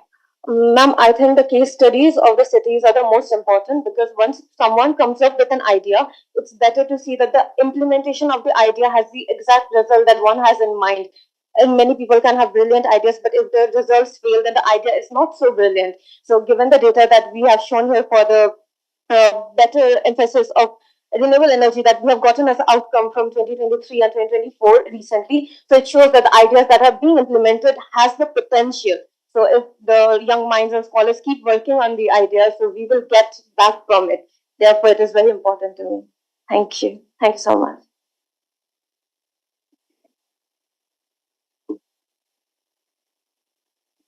Sorry.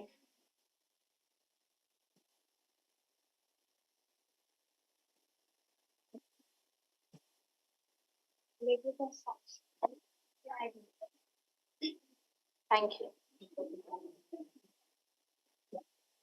So with this, we come to an end of our insightful presentation in track 3, Viksit Bharat and Digitalization in Finance and Accounting. Each presentation has provided a fresh perspective and valuable insight, contributing immensely to our understanding of this evolving sector. Before we officially conclude, I would now like to invite our distinguished session chairs, Dr. Baljeet Kaur and Dr. Ila Chaturvedi, to offer their final thoughts on today's discussions. Yes, hello. Thank you, madam. So this was really very interesting session.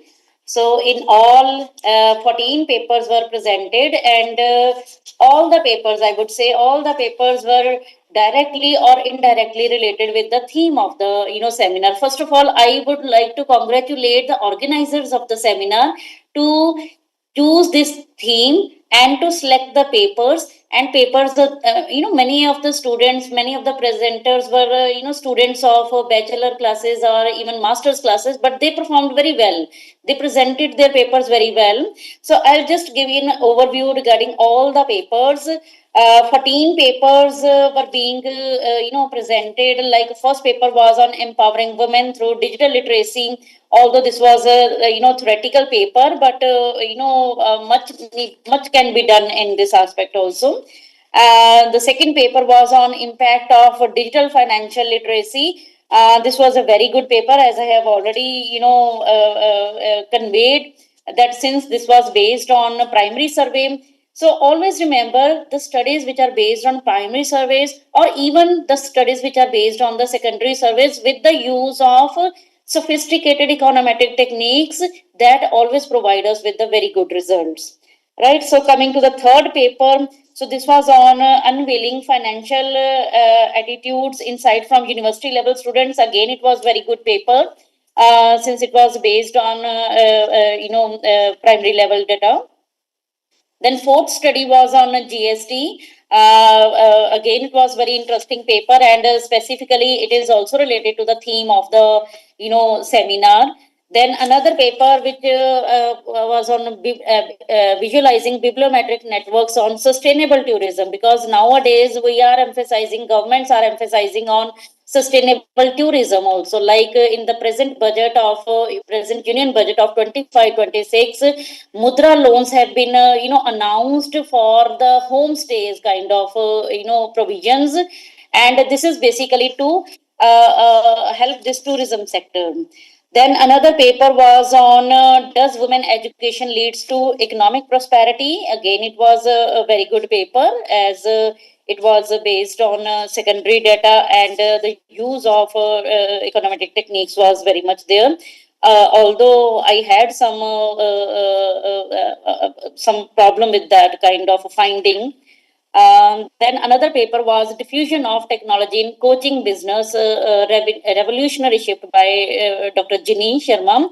So although I was not able to unmute my mic, and I had some certain questions with that, but again that was a very good paper, very good study. Then another paper was leveraging fog computing and wireless sensors. Another paper was on CGI animation. So we had papers not only from economics, rather papers from other areas, like psychology paper was there. Presenters from computer science department, they presented their paper.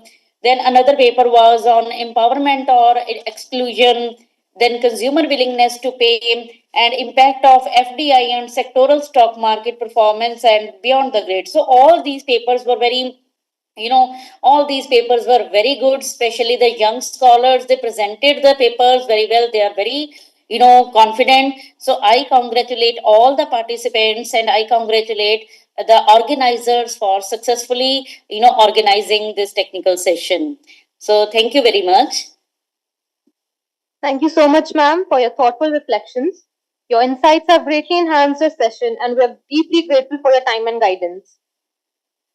I would now like to request Dr. Rochna Arora and Dr. Namita Kapoor to present Dr. Ila Chaturvedi with a memento as a small token of our gratitude.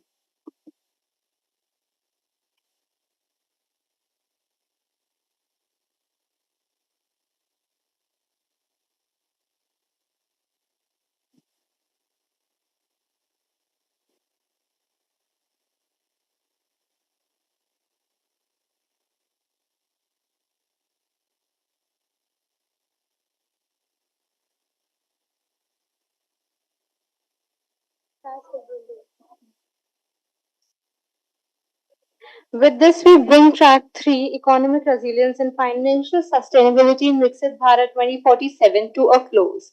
We hope today's discussion have provided valuable insights, sparked meaningful conversations, and encouraged further research in the crucial area.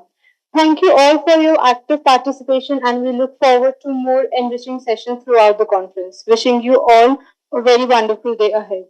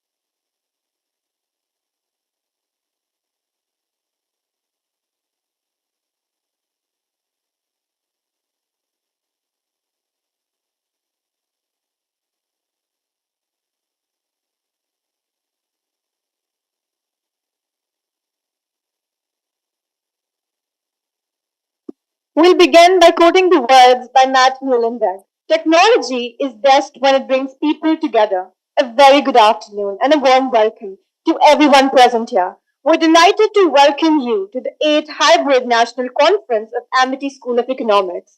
Over the years, Amity School of Economics have consistently hosted this conference, fostering insightful discussions on economic growth, sustainability, and innovation. This unwavering commitment highlights our dedication to driving impactful conversations and shaping progressive policies for a better future. First and foremost, I would like to extend a heartfelt gratitude to our founder president, Dr. Ashok Chauhan, our chancellor, Dr. Atul Chauhan, and our vice chancellor, Dr. Balvinder Shukla, for their visionary leadership and unwavering support in organizing this intellectual conference. Their commitment to academic excellence and innovation has been instrumental in making this event possible.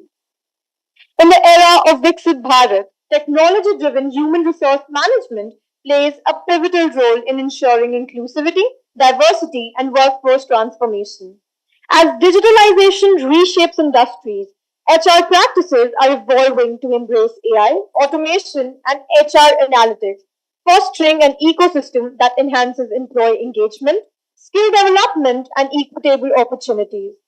This track emphasizing on cutting edge topics including AI driven talent acquisition, digital workspaces, and adaptive workforce tactics.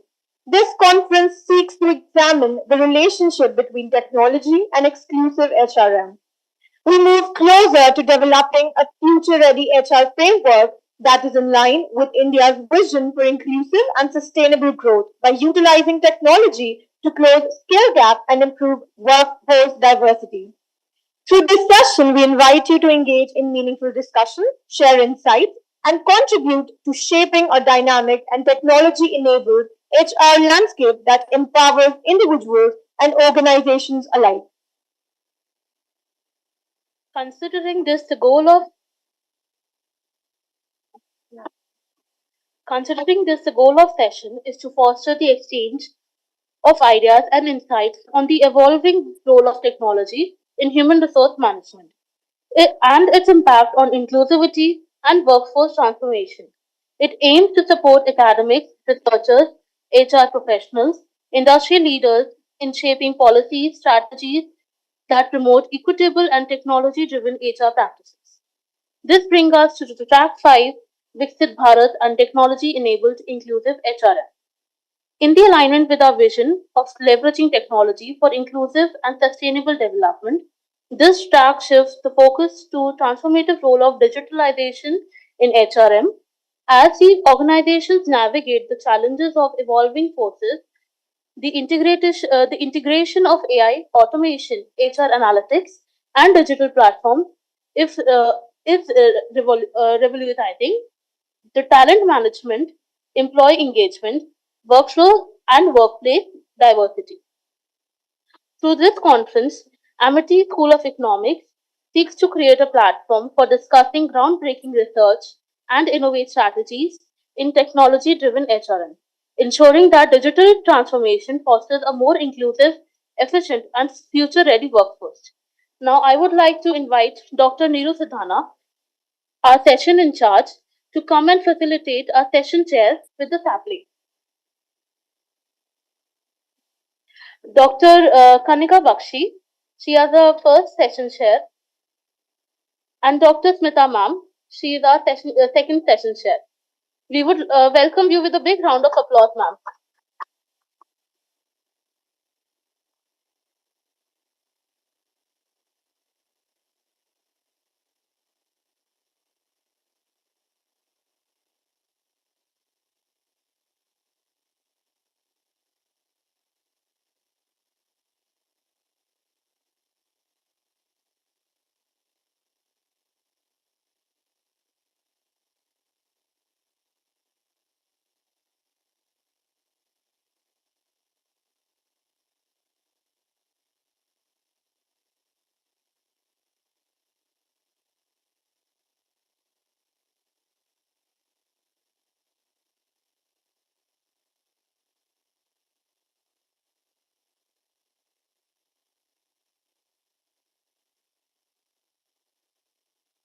I would like to introduce our highly valued session chair, Dr. Smita, who is an assistant professor at Amity School, Amity Institute of Social Sciences, Department of Geography, since January 2023, with over a decade of teaching experience at University of Delhi, including Dayal Singh College, Shahid Bhagat Singh College, and Shraddhanand College. She has significantly contributed to the academia. Her academic journey spans globally, having taught in South Korea as a part of joint cooperation in her academia program. She has earned her PhD in marine engineering from National Sun Yat-sen University, Taiwan, and holds a master's degree from Delhi School of Economics, University of Delhi. Dr. Smita's research expertise covers wetland studies, environmental impact assessment, resource management, social implications, and data processing. Her scholarly contributions include numerous publications in national and international journals, including Science Citation Index papers. She has also been an active participant in national and international conferences and is a member of prestigious organizations such as Association of American Geographers and National Association of Geographers. Dr. Smita has been invited for talks at various esteemed universities, including Aligarh Muslim University. Her interdisciplinary expertise and global perspective being invaluable insights to our session, and we look forward to an engaging and enriching session with you, ma'am. Thank you so much. We are privileged to have Dr. Kanika Bakshi as a second chair for the discussion. Dr. Bakshi is a distinguished academic specialization in economics with an extensive research on migration trends and policy. She has earned her PhD from Jawaharlal Nehru Stadium, where her thesis provided an in-depth analysis of the return of migration and occupational choices of Indian skilled laborers over a decade. With with over a 10 years of teaching experience, she currently is an assistant professor in the Department of Economics at Dr. Bhimrao Ambedkar College, University of Delhi. Dr. Bakshi has made a significant contribution to migration research by publishing in Scopus, ABDC, and UGC Index journals, including Asia and Pacific Migration Journals, and Migration and International Migration. Her insights on migration related issues have also been featured in leading newsletters.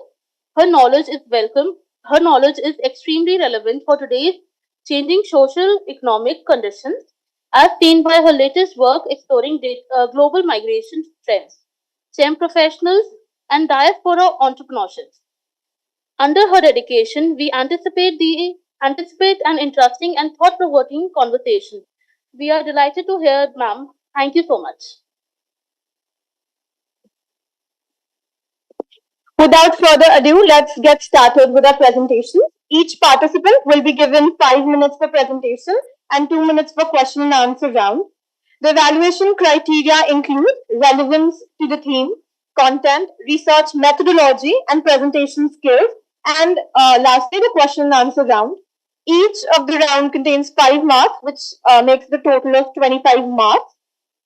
The first paper will be introduced by Ishita Duggal on the topic Effect of Working Environment on Organizational Commitment, a study on Gen Z and millennial professionals.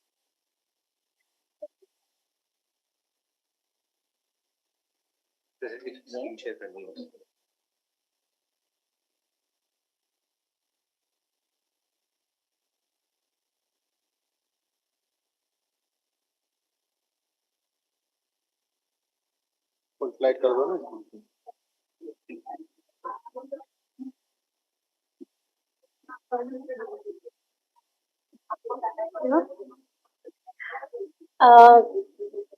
Should I start? Okay. Good afternoon, panel, fellow audience.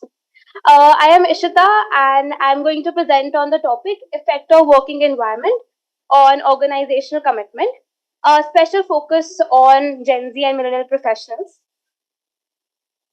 Now we all know that now we all know that the modern workplace is quite dynamic and quite complex, right?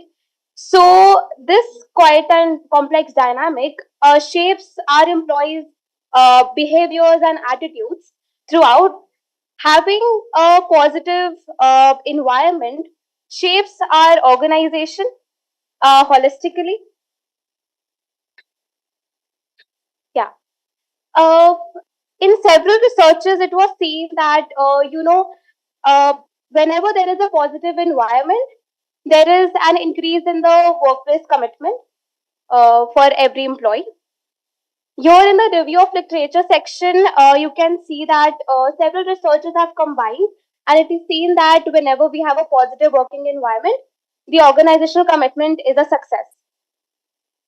This is where my aim comes, where I want to study that how this working environment affects the organizational commitment on Gen Z and millennial professionals, where the hypothesis comes where it is seen that there is a significant correlation between both the variables and both the generations. Now there is a special focus on Gen Z and millennial professionals. Why? Because they are the one that hold most of the workforce in today's world. For this research, I took a quantitative approach using 2 scales, work environment scale 10 and organizational commitment scale, in the participants with 58 males and 57 females in the age bracket of 21 to 45 years. According to the results, if I present, now the overall relationship which was taken, there was positive relationship which is taken, but when we talk about the correlation, then it was not that strong, although positive but not that strong in both Gen Z and millennial professionals. The results can be computed with the result tables here. So as you can see that they are positive, but they are not that strong, right? Now, several issues or several causes can be there that why this relationship is not that strong. If we talk specifically about Gen Z professionals, then it is that nowadays, there is more of job mobility, there is an increase of digital work culture and more of an individualistic approach, which makes it harder for having that, personal connections, rapport, and having that good positive environment there. If we talk about the millennial generations, then we can say that there has also been a shift in how they have started to become more individualistic And plus, I believe they are more focused on skill development and career development rather than, sticking to any one organization throughout their job tenure. But in my result, it was also seen that it is a positive, relationship. So several factors like good communication, having hikes, rewards, promotion, and work-life balance, flexibility. All these factors actually prove that the relationship between working environment and organizational commitment is positive. So, by concluding my presentation and by relating it with the aim of Viksit Bharat, now we always talk about having an inclusive work environment. Nowadays, some of the organizations do lack this, and it is an urge to all the organizations and companies that we make the programs and we make a culture that is more suitable for Gen Z and millennial professionals as to what their needs is, as to what their requirements is, so that we can have a positive work environment, and thus at the end again our organizational commitment will be increased. So that's it from my side and from my research. Thank you so much. To kindly ask their questions and give their feedback.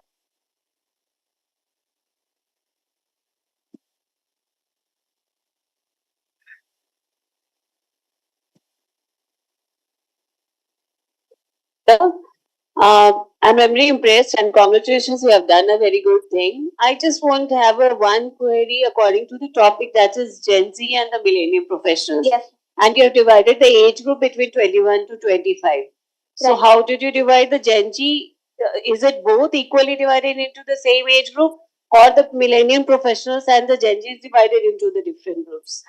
So according to the World Health Organization, Gen Z starts by the age of 12 or 15. But because I wanted to take working professionals who are more into the working environment, so that's why I've taken the age group from 21 years, and approximate maximum age in the millennial age group is around 45 to 50. So according to that, I have filtered out some of the age groups for that.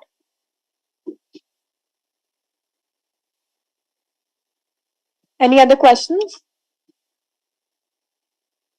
Questions, Ishita. Just a small feedback. It would be the theme is good, the paper title is good. I was expecting a bit more on the construct. You talked about the conclusion, you talked about the relationship, but how did you define your variables? How you define them? How did you come to the construct? So I was hoping that you could have devoted a bit of a time on that, because Right. you have a diverse audience here. Just a Right. small feedback, it will help you in future. All the Sure, best. ma'am. Thank you so much. Thank you, Ishita. Our next presenter is Harshita Malhotra on the topic the interplay of meaning in life and psychological well-being on the life satisfaction of young adults.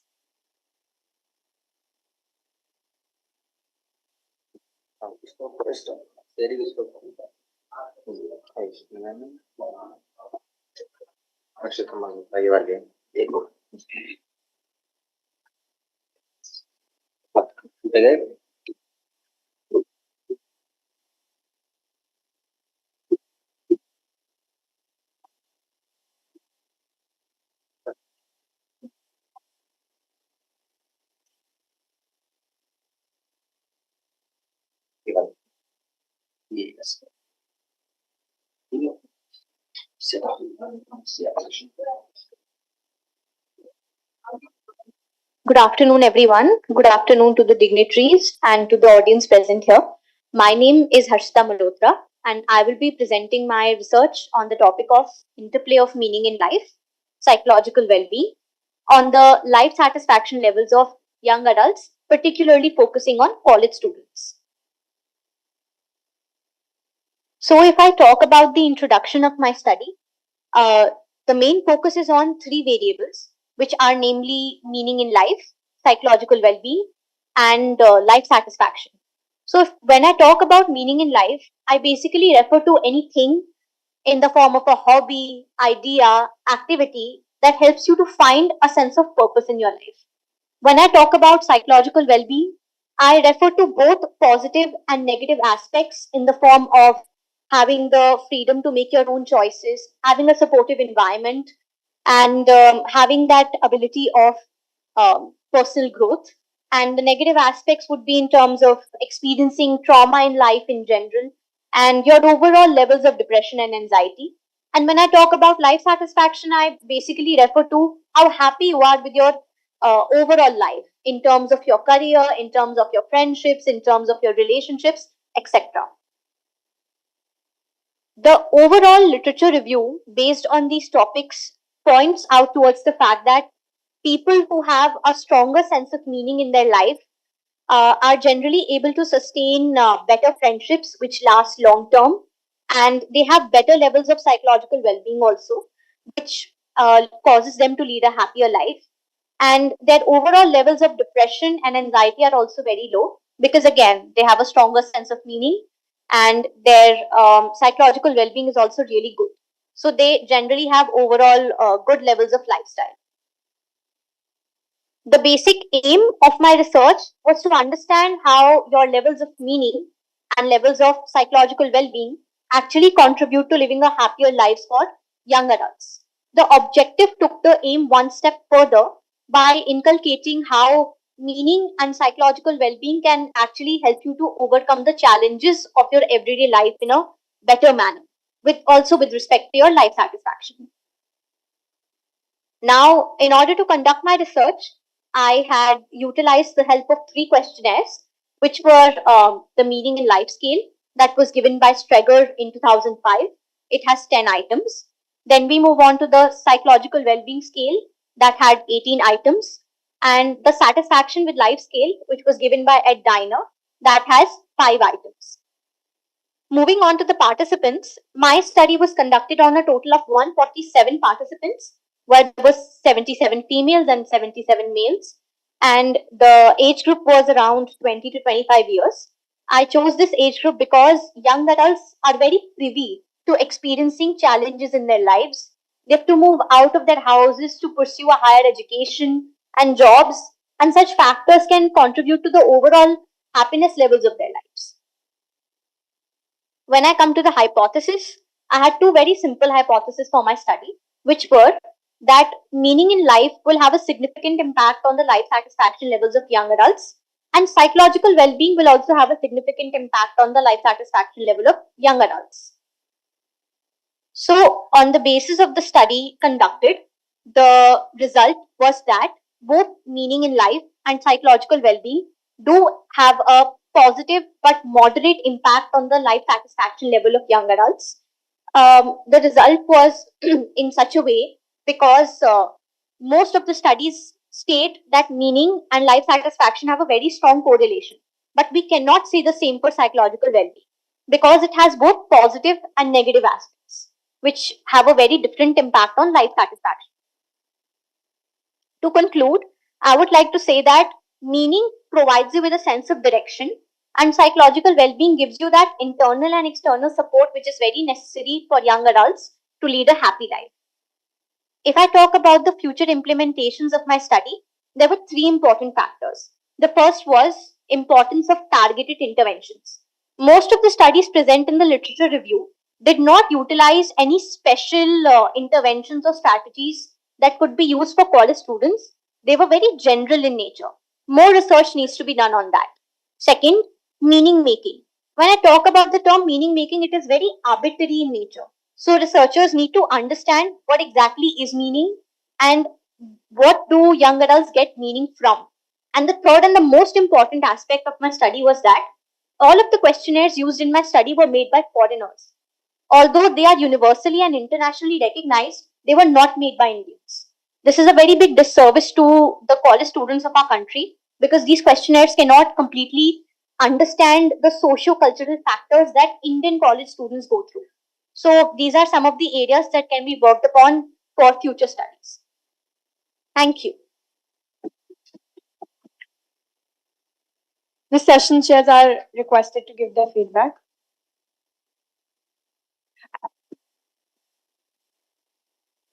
First of all, congratulations. how do you put the topic is quite good. It's quite relevant as well. But how do you put itself, or how do you look at in the framework of Viksit Bharat number one? So when we talk about in the Viksit Bharat, we basically talks about the numbers that we want to reach here, we want to reach here in numbers, in economic terms. So how do you place your this issue here in the Viksit Bharat number one, and how do you see the future trend or the direction that India is going? Number one.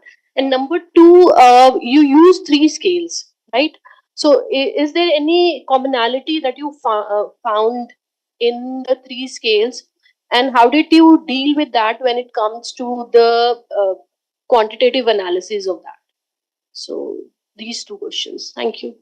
Thank you, ma'am, for presenting your questions. To answer them, I would like to say that if I relate my topic to Viksit Bharat, right now our country is at the cusp of development. When the world looks at India, all they see is potential and opportunities. And my topic has a very broad chance of presenting that.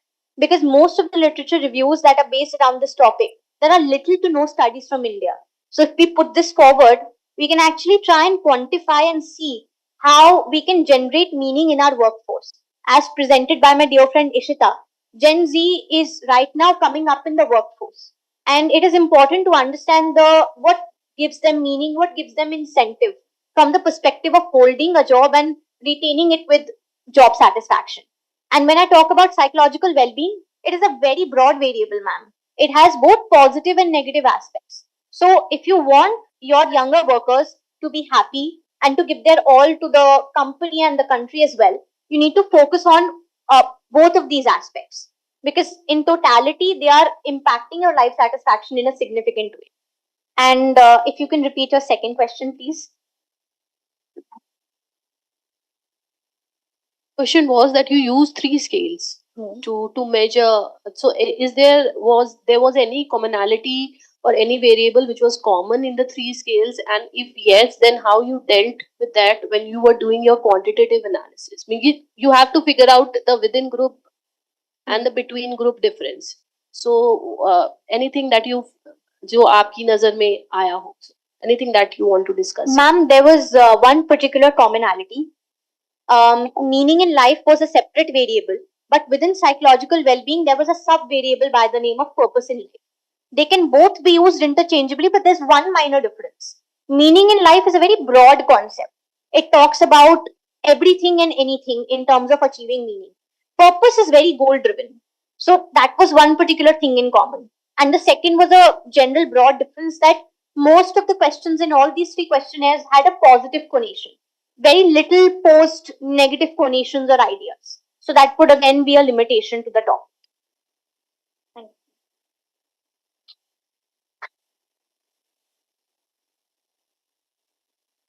The next presenter are Mithali Shah and Madhu Sharan. They'll be presenting on the topic reviving the traditional art of Indian chants by training the upcoming artists.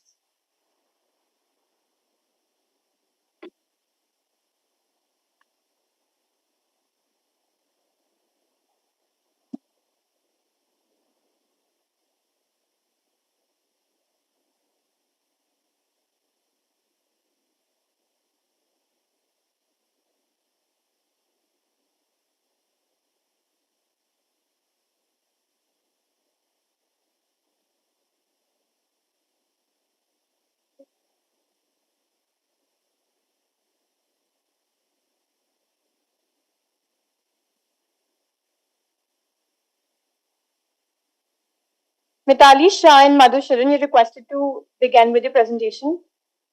Good afternoon, everyone. Good afternoon, respected panel members. Myself, Mithali Shah, be presenting a paper on reviving the traditional art of Indian chants by training the upcoming artisans. So, basically, I would like to start with introduction of Indian chants. So, this was a traditional form of art which was made by around 16th, 17th, and 18th century. So it was basically painting that was done on textile fabric with the help of natural dyes, and it was done with the help of a kalam. So around so that and it's referred to as a popular trade spread around the globe around 16th and 17th century, and it brought a lot of popularity to India around the globe at this time.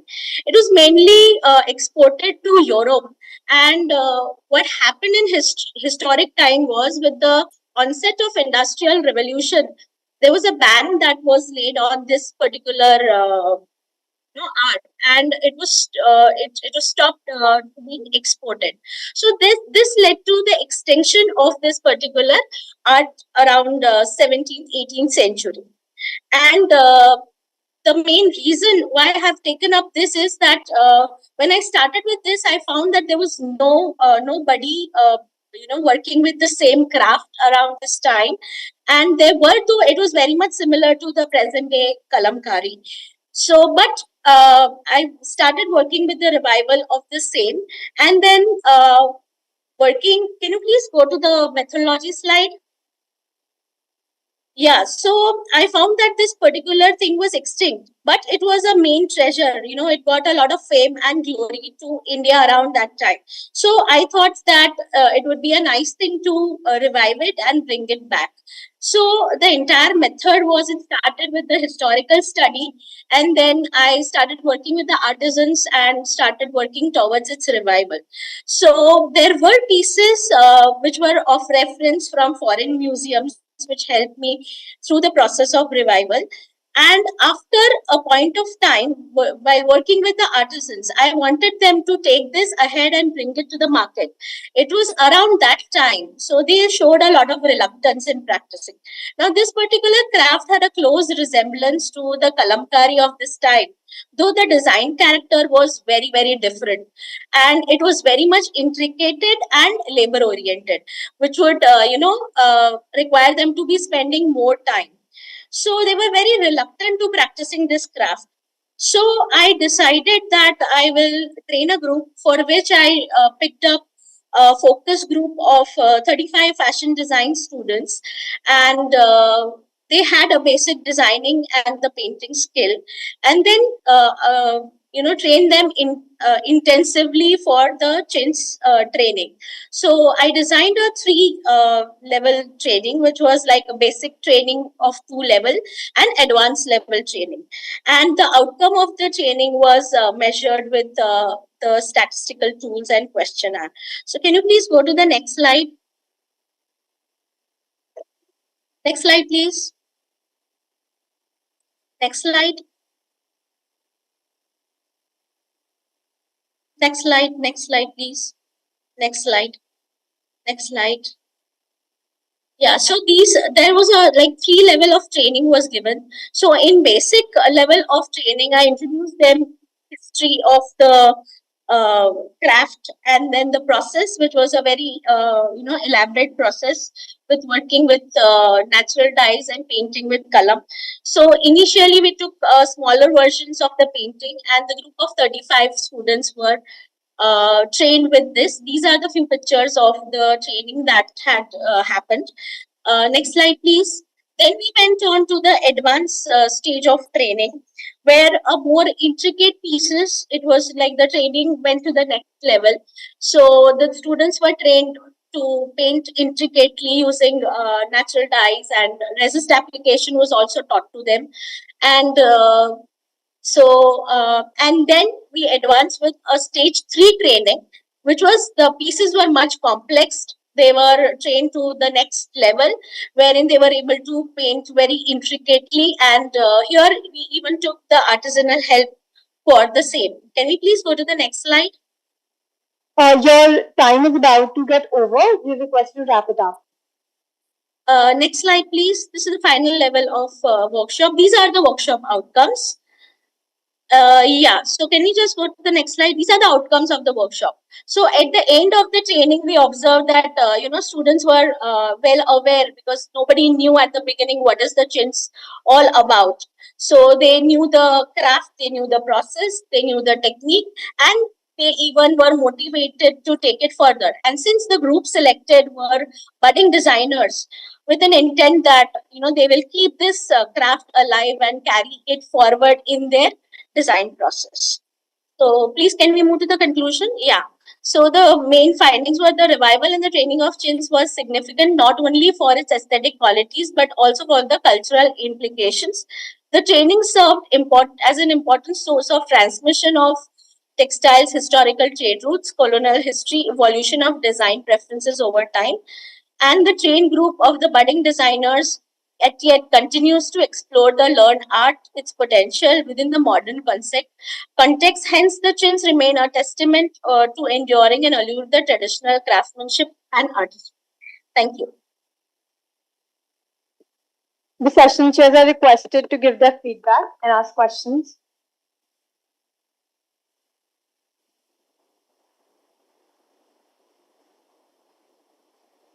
Congratulations, Mitali. I think it was a wonderful thing to revive the old and the traditional handicraft. Thank you so much. Query that, do you see any model framework or any modeling where you can replicate the present what you are being going to do? Like if you have anything modeling which you have seen in some Indian, even in outside India, it's okay. Ma'am, I just don't get your question. Can you just ask me again? Do you have any model framework for the revival, whatever the research you are doing? Because it's a traditional thing and it's a replica of the many of the things you are trying to get the dies also, you are trying to get the figurines also. So do you have any model setup framework in your mind for the revival? Yes, ma'am, this was just a step forward. So revival took a lot of time because it was a very, very intrinsic and very hardworking process for me. And then I trained this set. So it was to bring, not many people were aware about it. So that was the second step. And the third step is what I'm already working into is trying to bring these design into parts on the, modern day-to-day articles, but I just want to bring it in a very same form so that it doesn't lose its identity. So I am working for establishing a marketing model for the same, which is in process actually. I would not say it's done, but yes, I'm trying to bring it on the product and trying to make it less expensive because the cost is itself very high. So it has to be set up in a way that it is accepted by masses and yet it sustains. Congratulations, Mitali. A beautiful topic and quite near to our roots that we should not forget in the era of artificial intelligence. So my question is around the artificial intelligence. We cannot deny the fact that we are evolving. So we cannot say that we cannot leave behind the artificial intelligence. So when it comes to art like this, so where do you see the AI role here, which can promote the entrepreneurship as well? Because if you look at the government of India, when it comes to the Viksit Bharat, now they are saying that we need more entrepreneurs. So where do you situate our art with AI and with the role of entrepreneurship here? So as far as AI is concerned, see, we cannot we also have to keep in mind the sustainability and our heritage and craft. So the handmade thing should not be lost. So and yes, we can imbibe AI with this, like for designing. If I have to take the same motifs on the textile, definitely a lot of mix and match and all those things are possible with AI. And so we can combine both, but yet we should not be leaving our handmade and sustainability. Handmade is the beauty of this particular craft, so we can combine it with this. And I just forgot your last point. What was that? I was how AI can help the the government is encouraging more entrepreneurs. If you look at the government of India recent initiatives when it comes to Viksit Bharat, the government is promoting entrepreneurship. So these are the you can say these are the local people who can create the numbers. So what could be like? I'm asking you because I'm not aware of it because you have been into their contact, so you are at a ground level. So how we can those who have the knowledge of it, how we can promote the AI and we can convert it into more numbers in terms of entrepreneurs. So that was my question. Yeah, so it could be like when future is like, see, I had to just bring it back. So yeah, once the girls are trained, they can use AI, as I told you, for designing, and see how they can bring it back onto more products. That is one part. And bringing more entrepreneurship, definitely once more people, like once I have trained these 35, they will definitely spread it beyond, and they will be using this art into their designing when they go, and they'll be working for themselves. So, and they can also go back to the artisan. That was the main idea of connecting them to the artisan. So maybe one of them can even try and get in touch with them, and maybe they make them also entrepreneurs. So that's the whole idea about my study was.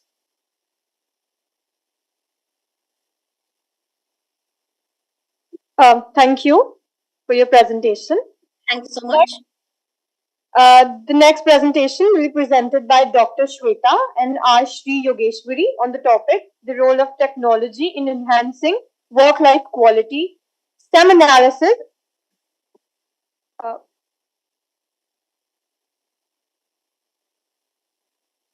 Is the screen visible? Hello, everyone. Yes, ma'am, you're audible. You may start with your presentation. Thank you. Om Shri Sai Ram, and good afternoon to each and every one of you attending the conference today. First and foremost, I offer my humble salutation to our Divine Master. Allow me to introduce myself. I'm Yogeshwari from Hyderabad, currently working with the Deloitte US. I hold a master degree from Sri Sathya Sai Institute of Higher Learning, Anantapur campus, where I had the privilege of working on significant projects under the mentorship of Dr. Shweta Trichanuru. Her guidance has been instrumental in bringing out the best in me, and our study, initially conducted during the pandemic, has been revised to align with current trends. With this brief introduction, I'm excited to dwell into today's topic.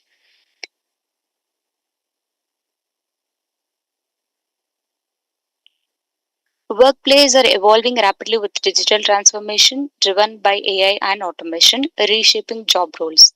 Despite these changes, human strengths like creativity and empathy remain irreplaceable. The digitalization of work is transforming the relationship between employees and employers and the perception of quality of life. Technology is making organizations more agile and fast growing, pushing employees to their maximum potential. This makes employee well-being crucial, especially in the competitive global market. The COVID pandemic has further shifted work dynamics with hybrid models demanding higher technology-driven solutions for the well-being.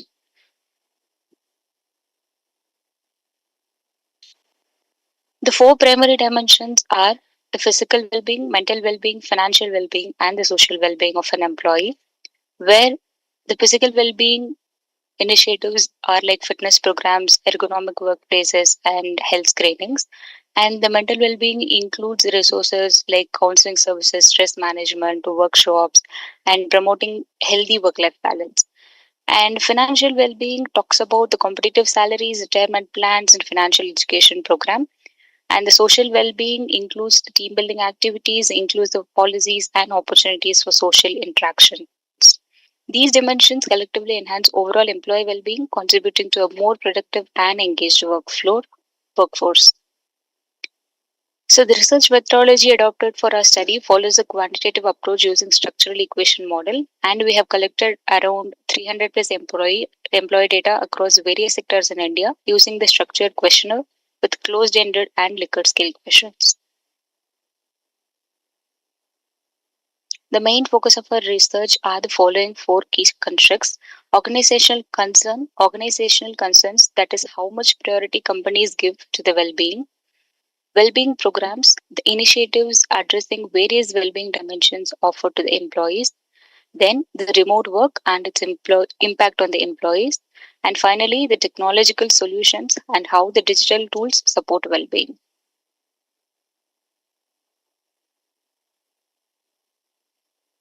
Through this study, we found that organizations use different methods to promote well-being in hybrid work environments, including online meetings, flexible work schedules, regular updates to keep the employees informed via different apps and other communication modes, and the remote work trainings to equip employees with the required skill sets.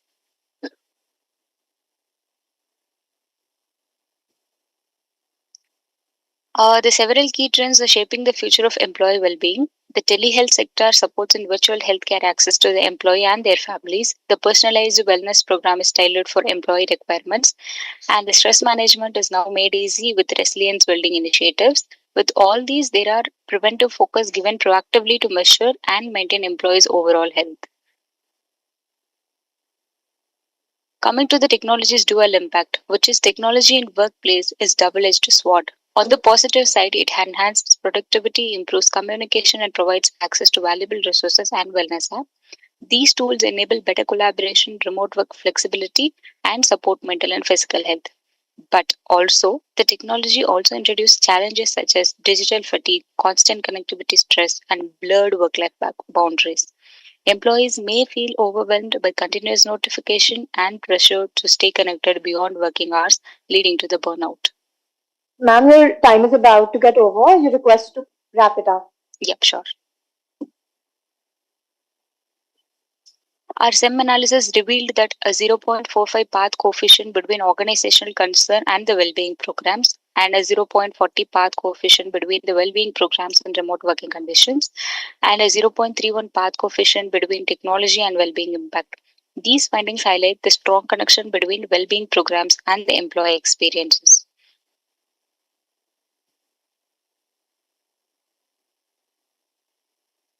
The same is depicted here. And the next one, organization vary in how they implement well-being initiatives, where 75% of the company focuses on social well-being and 65% of the companies focuses on the physical well-being more, and 52% on the financial well-being, and the other 63% on the mental health. With this, the key findings from our research are technology has a positive impact on employee well-being, outweighing its challenges. An organization that prioritizes well-being see better workforce engagement and retention. Remote work significantly influences well-being across multiple dimensions. Demographics play a minor role in overall well-being.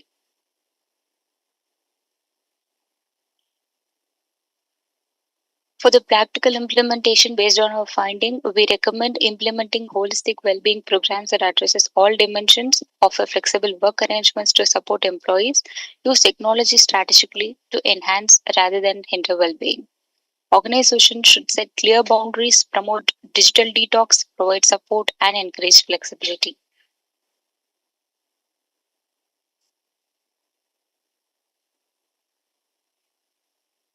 The future of employee well-being will be driven by data-driven approaches using analyticals to improve well-being programs, enhance support mechanism, adopt to evolving resilient work environments, and continuous evaluation of workplace policies to align with the new challenges.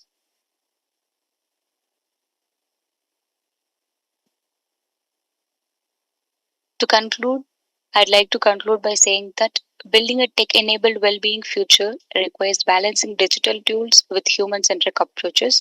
Organizations that invest in well-being will see a remarkable result, and 78% improved employee engagement, 3x return on investment from holistic well-being strategies, 64% of higher retention rates in companies offering digital well-being support. By adopting these measures, companies can foster healthier, happier, and more productive workplaces. Thank you for the given opportunity. Thank you, ma'am. You're requested to turn on your camera.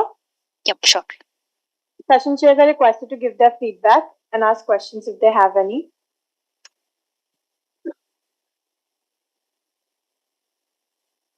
How will I be able to stop the screen share? Yes, yes. And please turn on your camera. Sure.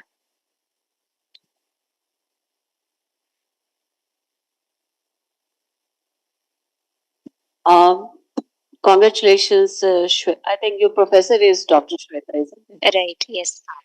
Congratulations to her also.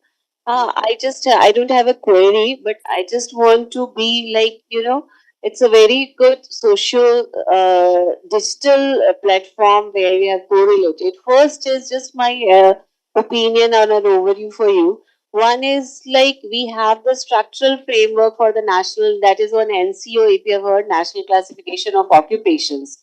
So, and this classify into organized and the unorganized sector separately.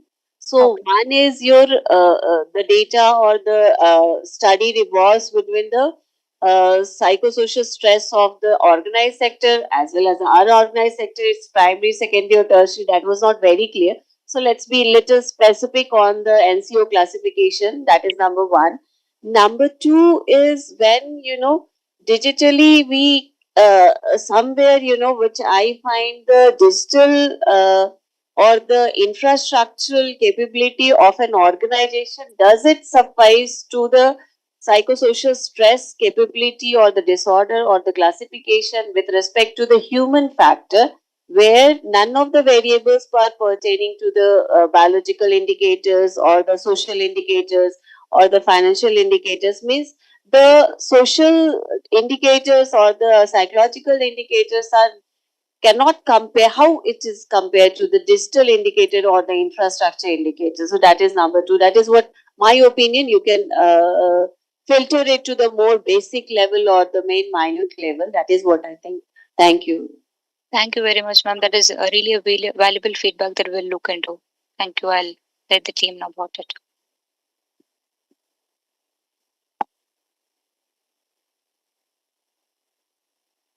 Congratulations, Shri. It's quite a relevant topic, and the debate is still it's quite a burning debate that a work-life quality and the role of technology.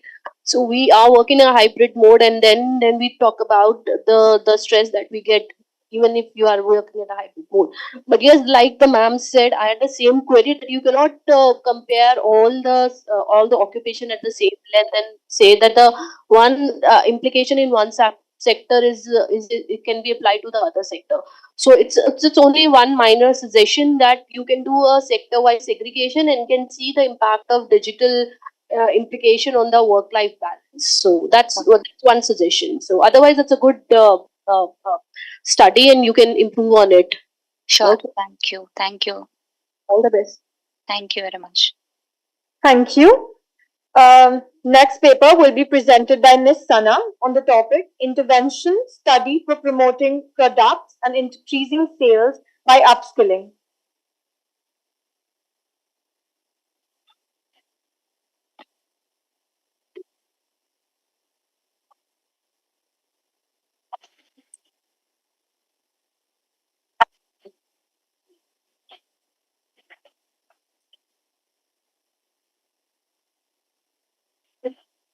Good afternoon, all. Myself, Sana Foda from Department of Clothing and Textiles. So the title of the study is Intervention Study for Promoting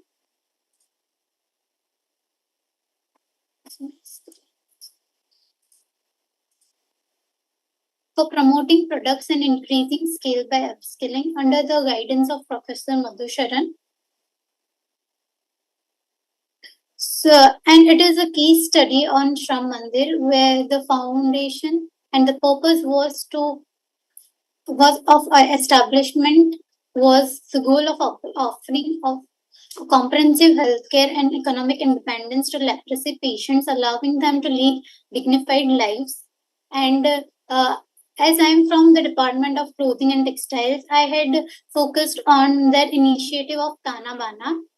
This program specifically focuses on helping patients maintaining self-esteem and become self-reliant through weaving activities. So the purpose of the study is to analyze the unit's present product series and marketing strategies, identifying opportunities for diversification and develop strategies to increase the unit's market reach.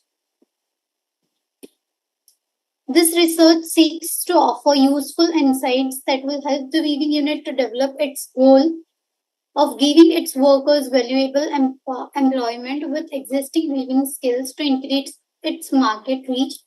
The purpose, the vision of the Shram Mandir Trust is to have a leprosy-free society and a healthy and happy life for person affected by leprosy. And their mission is to identification, treatment and rehabilitation of person affected by leprosy.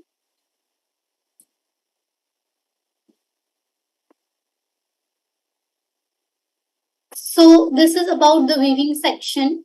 The weaving section is a key part of the economic rehabilitation program, helping the patients. And here the there is a layout of the weaving unit there, where there is a dedicated warping area, yarn preparation area, warp formation, pedal loom operation, finishing process, and the overall impact is this detailed process produced high quality fabric. It provided patients with meaningful work and that boosted their self esteem and contributed to their financial independence. So the products category they made are the household linens, which includes the table mats, runners, cocktail napkins, aprons, bed sheets, towels, yoga mats. The intervention of products address this, a product diversification initiative was introduced, focusing on design innovation rather than altering raw materials. The objective was to create visually appealing and functionally improved products while preserving the traditional weaving techniques practiced by the artisans. So the four key categories were the towels, bed sheets, cocktail napkins, and the fourth one is the stitched products, which are the bags, stools, and jackets. The key aspects of the intervention was use of forecasted color palettes, design development for each category, towels, bed sheets, cocktail napkins, and the stitched products, surface ornamentation techniques, which includes hand embroidery and machine embroidery, and the finishing techniques incorporating hem finishing and fabric treatments, and the standardization of sizes were kept in. These are some of the designs selected for the woven products, towels, bed sheets, and cocktail napkins. And this is the new dimension, which are the stitch products for the weaving unit there, which includes the types of jackets and tote bags. And these are produced from their waste fabric, which leads to sustainability.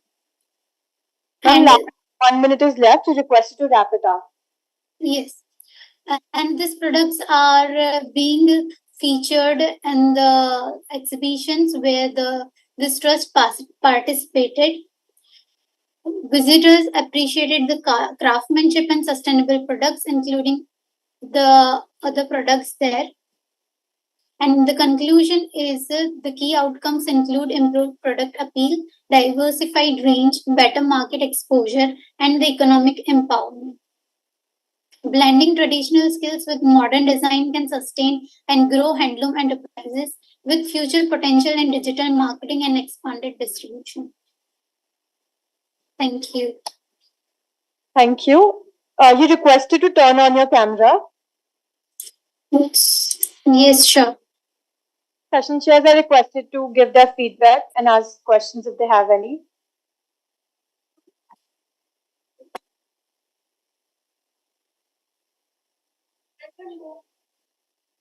Sana, congratulations, first of all.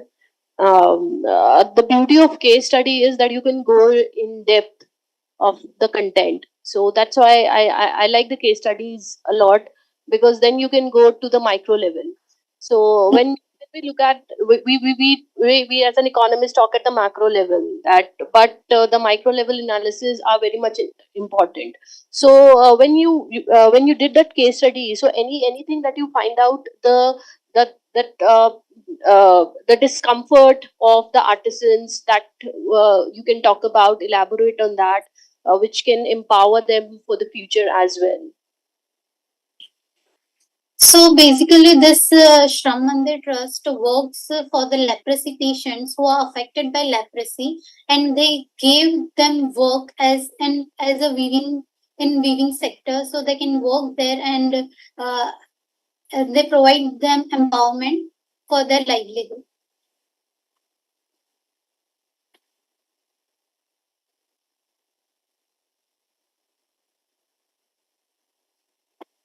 Thank you, Sana. We'll be moving to the next presentation. It will be presented by Nikita Singh Rawat and Dr. Sandeep Kumar on the topic Empowering Future Entrepreneurs, Influence of Internal Locus of Control and Risk-Taking Propensity on College Students' Entrepreneurial Intentions.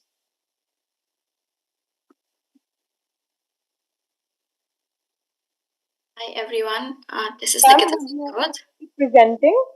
Yes, just give me a minute. I will be presenting my presentation.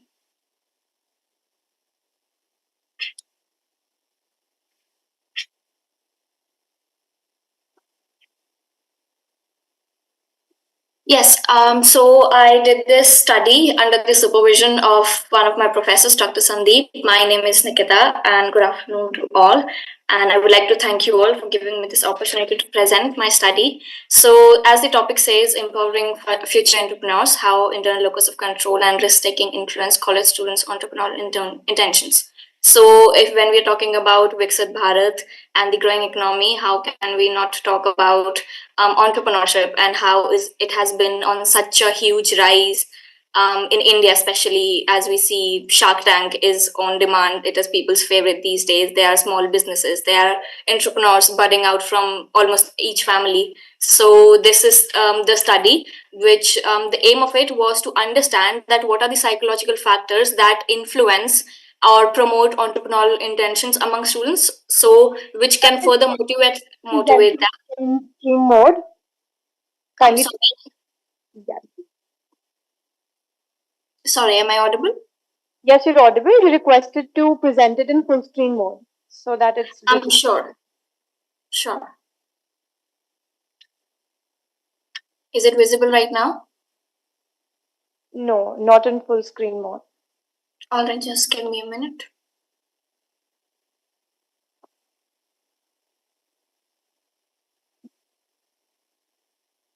Is it visible? Yes, it is visible.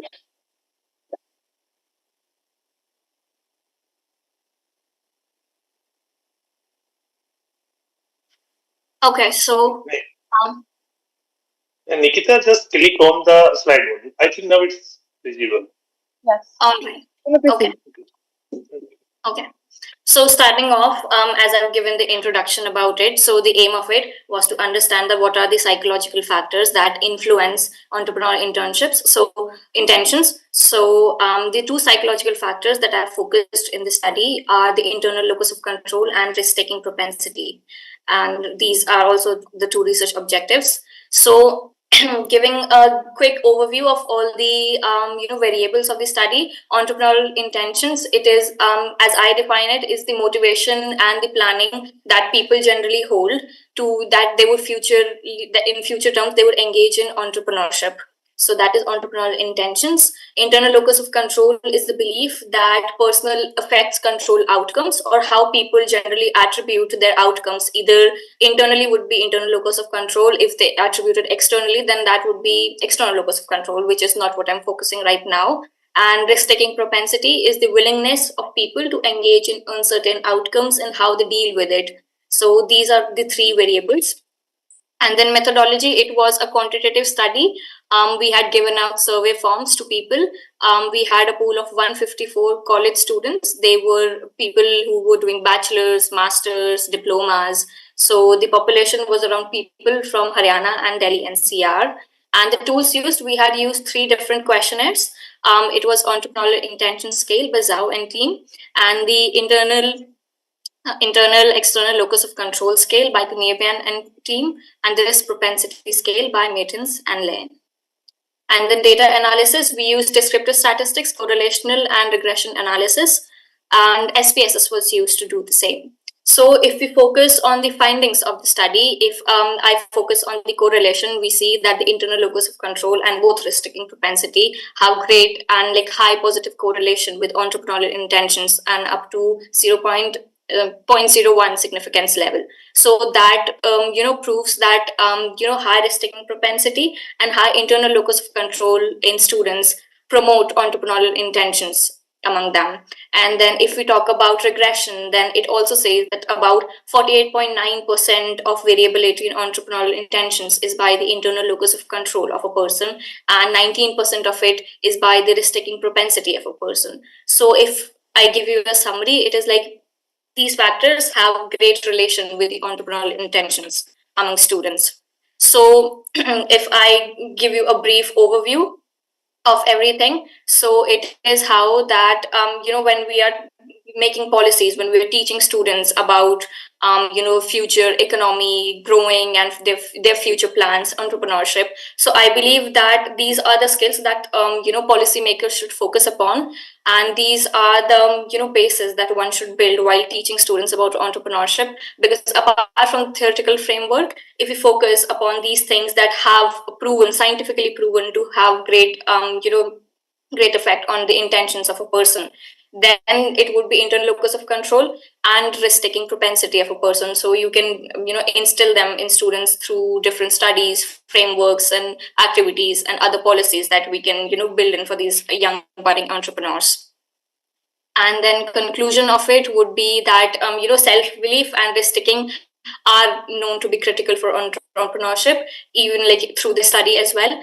And then the educational program should enhance these terms, and we should work on these so that we can not just help India develop economically, but also for also give these opportunities to these students who want to pursue this great field of entrepreneurship and do well in this as well.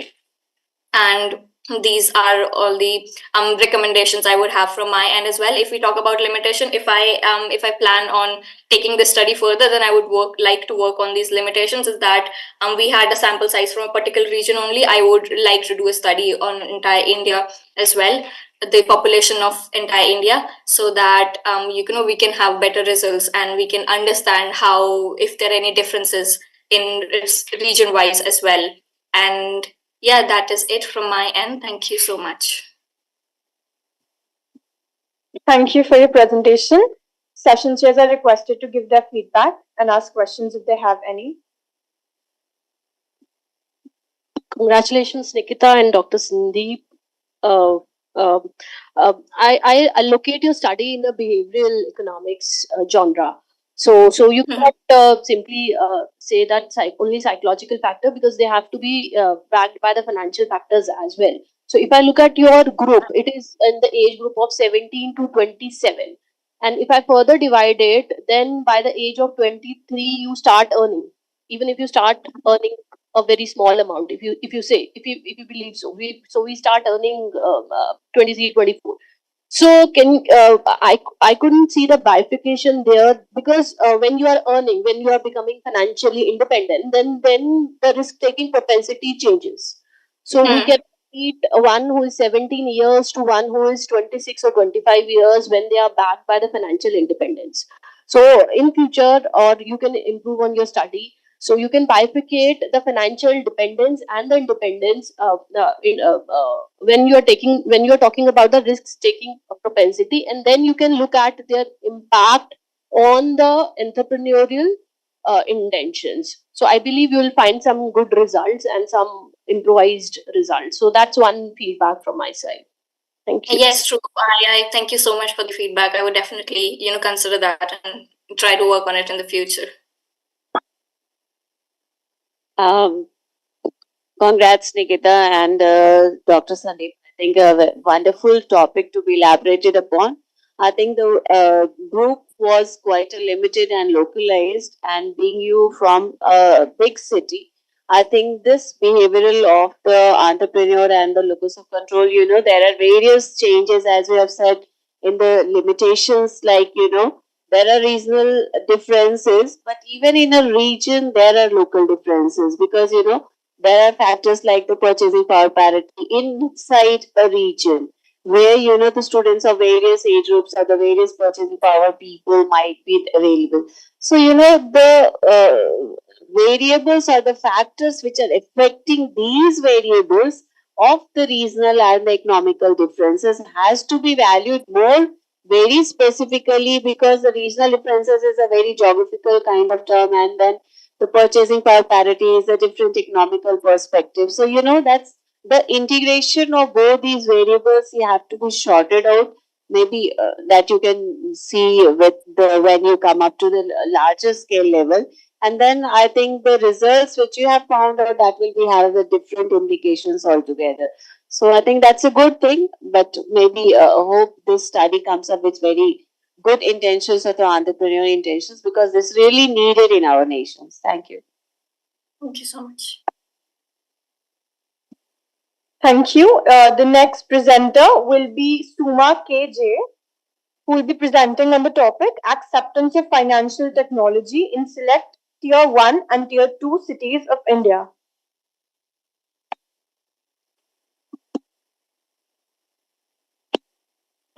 Good afternoon, ma'am. Thank you for giving me the opportunity to present my paper in the conference. This is Suma KG, head of the department at the Brindavan College of Engineering, Bangalore. My topic is acceptance of financial technology in select Tier 1 and Tier 2 cities of India. It is an empirical study. And coming to the introduction part, fintech is the. Ma'am, shall I start? Yes, you may begin. Kindly proceed. Yeah.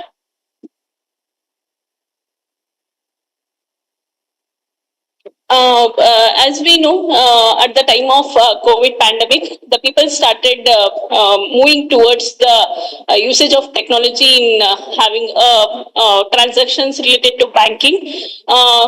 So the fintech growth impacts banking, but adoption will differ from cities to cities, that is Tier 1 city to Tier 2 cities, because as we know, Tier 2 cities, the infrastructure and the digital accessibility will impact the behavior and acceptance of the digital financial services. And Tier 1 cities, comparative to Tier 2 cities, the infrastructure and digital accessibility will be more flexible. Coming to literature review, it is proven that globally 21% of women compared to 29% of men utilizing the fintech products. Research methodology, it is quantitative research, and the research design is primary data I done through the structured survey, and survey indicates two sets of statements. One is just measuring the general usage of behavior, and second one will be assessing perceived usefulness. Sampling method which I used here is stratified random sampling, ensuring representation of from both Tier 1 and Tier 2 cities, and statistical tools which I used to collect the data, analyze the data is demographic analysis I made, and mean comparison and hypothesis testing we made. To calculate the parametric alternatives, I used a Man-Whitney U-test for the collecting the parametric alternatives. And hypothesis will be H0. It is on usage. There is no significant difference in the fintech usage between Tier 1 and Tier 2 cities. Alternative will be there is a significant difference exists in fintech usage between the two Tier 2 cities. And for perceived usefulness, there is no significant difference in fintech perceived usefulness between Tier 1 and Tier 2 cities. And there is a significant difference exists in fintech perceived usefulness between two Tier cities. And coming to demographic analysis, it clearly shows that between the age of 18 to 25 years, that is 55% of the people are using the fintech services. And coming to gender-wise distribution, females are using more fintech services compared to the male. And city-wise, Tier 1 city compared, it is actually factual data that it shows like there is the 63% of Tier 2 cities people are using the fintech services compared to Tier 1 cities.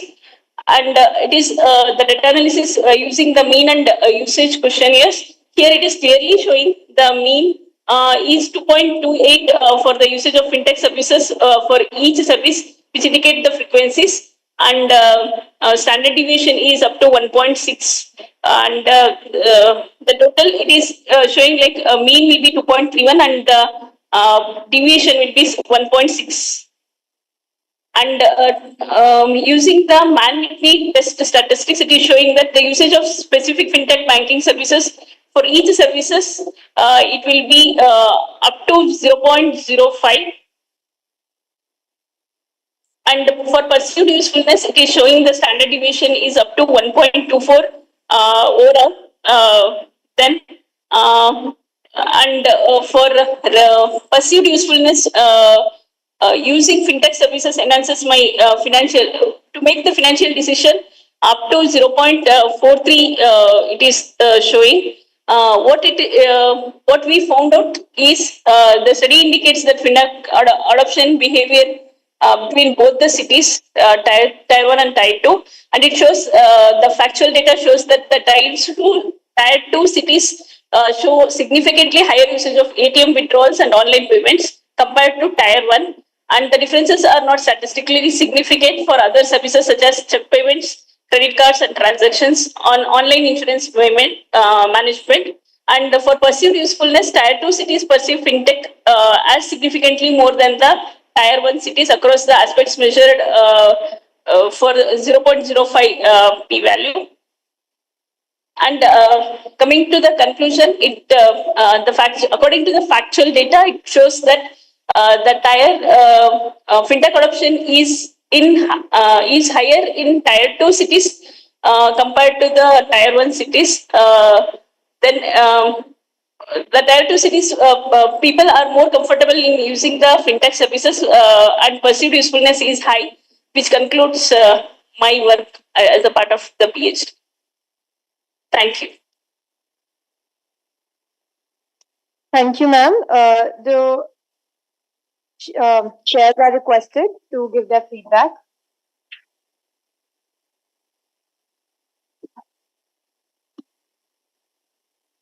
Mostly. Congratulations, Suma. I think that's a very good perception which you have played out a role. First is I couldn't find the timeline, like which timeline and from what time to what month, let's say for which month to which month or for year or year. The timeline framework of the coordinate variable of the time was missing. One is, second is the tier 2 cities you said like that they have more comfortable and you have listed the reasons also where I find like let's say some of the fintech companies, let's say the Paytm. So, you know, the role of the futuristic is one is the technology savvy people in the tier 2 cities could be there. So the logic and the reasons behind it, which you were listed, has to be come up with the characteristics of the tier 1 and the tier 2 cities. That is what I want to just have it. If you have done in your elaborate one, then it's fine. If not, then maybe you can list to some of few of them to us. Yeah. Among tier 1 cities, I consider Bangalore and the tier 2 cities I mainly concentrated on like Mysore and Visakhapatnam. And tier 1 cities I concentrate Bangalore, Delhi, and this one. And Surat I consider for tier 2 cities. Very less I consider, and only 160 respondents was there for the data. So it is less compared to the things. Hi, Sue. Congratulations, first of all. It's a quite a relevant topic, that financial technology that we have to talk about and the absorption of it across not only the geographical areas but the gender as well. But I have found a one contradictory statement in your presentation, whereas the literature review says that the women usage is quite on a lower side when it comes to the financial technology usage. Whereas your studies shows that the gender distribution, the slide number 3 or 4, that the women are using, they are more comfortable in using these fintech technology. So I want to understand, is it because of the geographical area that you have defined, because of that it is the result is coming out, or what is the theoretical underpinning or the reasoning behind it? If you can elaborate on that. Thank you. Yes. Actually, it is surprising result for me also, ma'am, as the respondents more are from the women's side compared to the men. That is, the gender disparity is there. First thing. Second thing, the area which I chosen and maybe the respondents whom I chosen, the majority are females. Then maybe because of that the data may be made. So I think you should dwell more into the data and look at their occupation, the absorption into the occupation, the workforce structure. So I think you should go more deep into the data and try to understand that why that difference is coming out, what the literature is saying, and what your theory, what your study is coming out to be. So that could be an interesting one. Yeah, sure. I'll implement. Thank you, ma'am, for your presentation. Thank you. The next presentation will be presented by Dr. Sandeep Kumar on the topic Unified Payment Interface UPI, a flagship Digital India initiative driving carbon emissions reduction. Thank you. Good afternoon to all of you. Can you just confirm, am I audible? Yes, sir, you're audible. Thank you very much for confirming. Give me a second to share my Or slide. share the screen.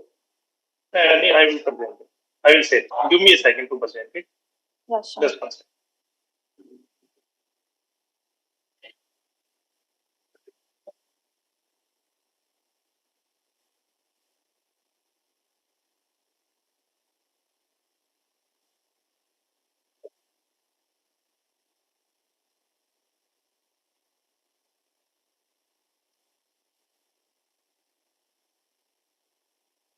So you also are requested to turn on your camera. Oh, sure, sure. Am I audible now? Can you just confirm? Yes, sir, you're audible. And visible? So you're not visible. Just give me a second.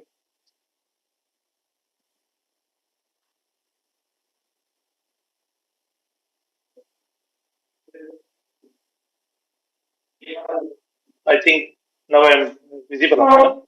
You're visible. Thank you. Thank you for giving me the time. And special thanks to the chair, session chair, Dr. Kanika Bulsi and myself, Dr. Sandeep from the University, Indira Gandhi University in Mirpur, Rewari. Recently, I have shifted from Amethi, Haryana to this university. And I am thankful to the organizing team for giving me the opportunity to present my views on a book chapter named Unified Payment Interface, that is UPI, a Digital India initiative towards driving towards the carbon emissions reduction, basically. So UPI, I hope we all are aware that it is in the Government of India initiative, Digital India under the digital program. And Digital India program was started, I think, 10 years back from now. So it was on the 1st of July 2015, it was launched. And under Digital India program, there is a specific program that is UPI, Unified Payment Interface, that was launched just after 1 year of the Digital India program on 11th of April 2016. So through it, we have a plan of net carbon emission to zero by 2070. India is, if you people are aware, that India is only contributing to the 4% to the carbon emission of the at the world level. But see the target which we have set for us to zero level by 2070. So basically the chapter is about the role of UPI in saving in reduction of the carbon emissions. So we will see that Indian economy, we have saved the Indian economy by 5.5 lakh crore just with the help of introduction of the UPI system. So this study will basically focus upon the contribution of the UPI and how it can help or minimize the carbon emissions. Basically with the help of digital receipts, paperless work, and lower transportation charges and energy saving from visiting to the bank and handling the cash, which we used to do in our earlier eras. So this is a landscape which involve the financial inclusion also. Financial inclusion means earlier we can, with the help of UPI, we can make the real-time payment without going to the person to person, and we can make financial transaction by sitting at any place in the world, and we can send our money to anybody, which earlier used to involve physical going physically using transport means and many other paper works associated with this. So we can think upon how UPI has transformed the payment system in the Indian economy. And of course, we are aware that it is, of course, very user friendly. Even a illiterate person also you can also use. It is so user friendly that any person of any age can use it very effectively and very efficiently. So we can encounter it. The cost factor of using this UPI is almost zero. So if I talk about the economy saving, with the help of UPI, how much money we have saved, and that has contributed to the sustainable development of India. So around 5.5 lakh crore, as I spoken earlier also, since the starting of the UPI, our Indian economy has saved 5.5 lakh crore so far, and it is on the increasing trend. If we will, in the coming future, we will see that this trend will keep on increasing, and more money we will keep on saving with the help of this unified payment interference. And not only the financial benefit we have witnessed the benefit in terms of time saving, in terms of personally visiting to the bank, and many other transportation and associated services, which were very mandatory before the implementation of the UPI. But after the UPI, we will see these things we have benefited upon. So, if I, as initially I was talking about the India commitment. So, as I covered earlier also, we are only contributing the 5% of the total global carbon emission. But our target is to reduce it to zero by 2070. So, this is the dream of our Prime Minister and our Indian citizen. By 2070, we will make sure that we are emitting 0% of the carbon. And it is just not the dream. The government and the people are working towards achieving these goals also. And you must have seen we have focus upon the green energy, the electrical vehicle, and CNG vehicles, and national hydrogen mission that was launched in 2021, and the carbon credit trading system CCATS, which I hope everybody is aware of, and national action plan on the climate change, how much concerns we are towards our climate. So, with the introduction of this UPI and under digital technology, a ray of hope has comes to all of us, to all the Indians, that we can not only save our environment, not only can reduce the carbon emissions, but effortlessly and by saving so many money which earlier we used to do, we can save these excess money with the help of UPI. And of course, fighting the climate change. We are continuously fighting, not only we, the world is continuously fighting with the climate change. And introduction of the UPI is a significant step to save that climate up to a large extent. And we have the plan to reduce the carbon emission by 20% by 2050 and to 0% by 2070. Of course, the impact of UPI will go in a long way, and it will reduce the cash demand, which everyone have witnessed. The cash demand, which earlier used to be, that have been reduced up to a large extent. Now, hardly anybody moves along with the cash, which earlier become the necessity or the tradition that whenever we are moving from our home, we move along with the cash. But with the help of this UPI, it has been possible that now we can move freely and fearlessly without any cash and can manage our day-to-day work. Of course, the ATM uses, the number of ATM, if you have witnessed, that have been reduced up to a large extent, specifically in the last decade. So the stakeholder perspective of UPI using and the service holder is the UPI user. Every citizen is a UPI user as of now, and if not, they will become in the coming days. We are moving on such a track that everyone will be using the UPI effectively and efficiently, and of course, the service providing by these agencies are costlessly and time saving. So, moving toward the conclusion, so I would only say the UPI has come up as a catalyst, not for the growth of the India, but to achieve the sustainable development goal, specifically the reduction of the carbon emissions, and that is to up to the 0% by 27. Thank you very much for listening my views on the UPI and how it can help to in achieving the sustainable development growth of Viksit. Thank you very much. Thank you, sir, for your presentation. The session chairs are requested to give their feedback and ask questions if they have any.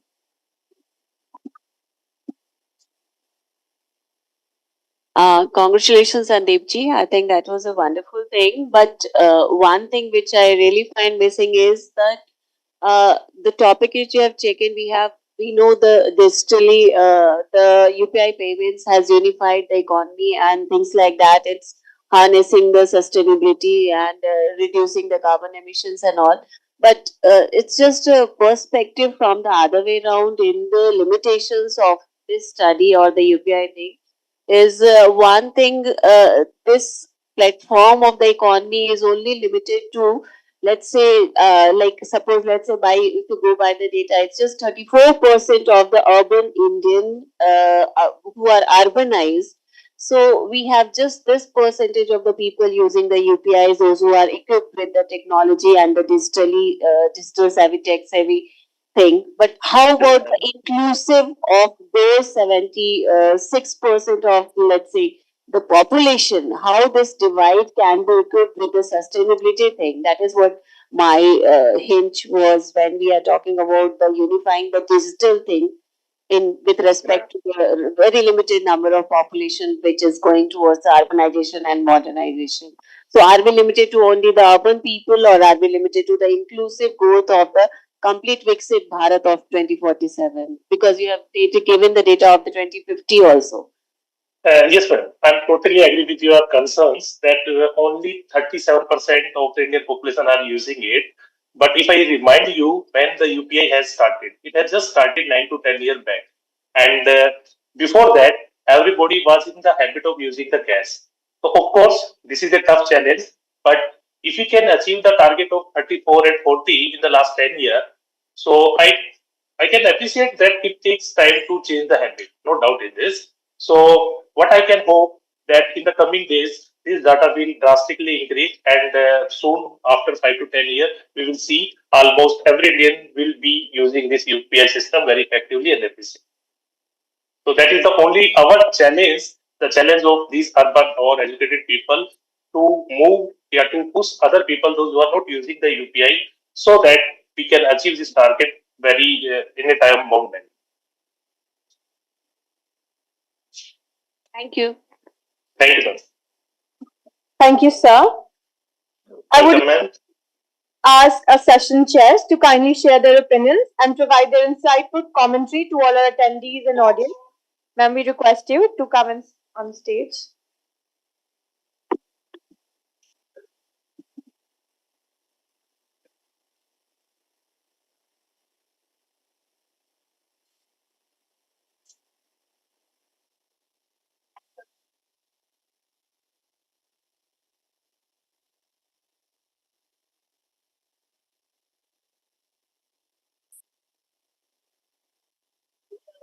First of all, I really congratulate the Department of Economics, Amity School of Economics. I think that's a wonderful thing to bring it to a very relevant and a contemporary topic like the sustainability and the inclusive growth.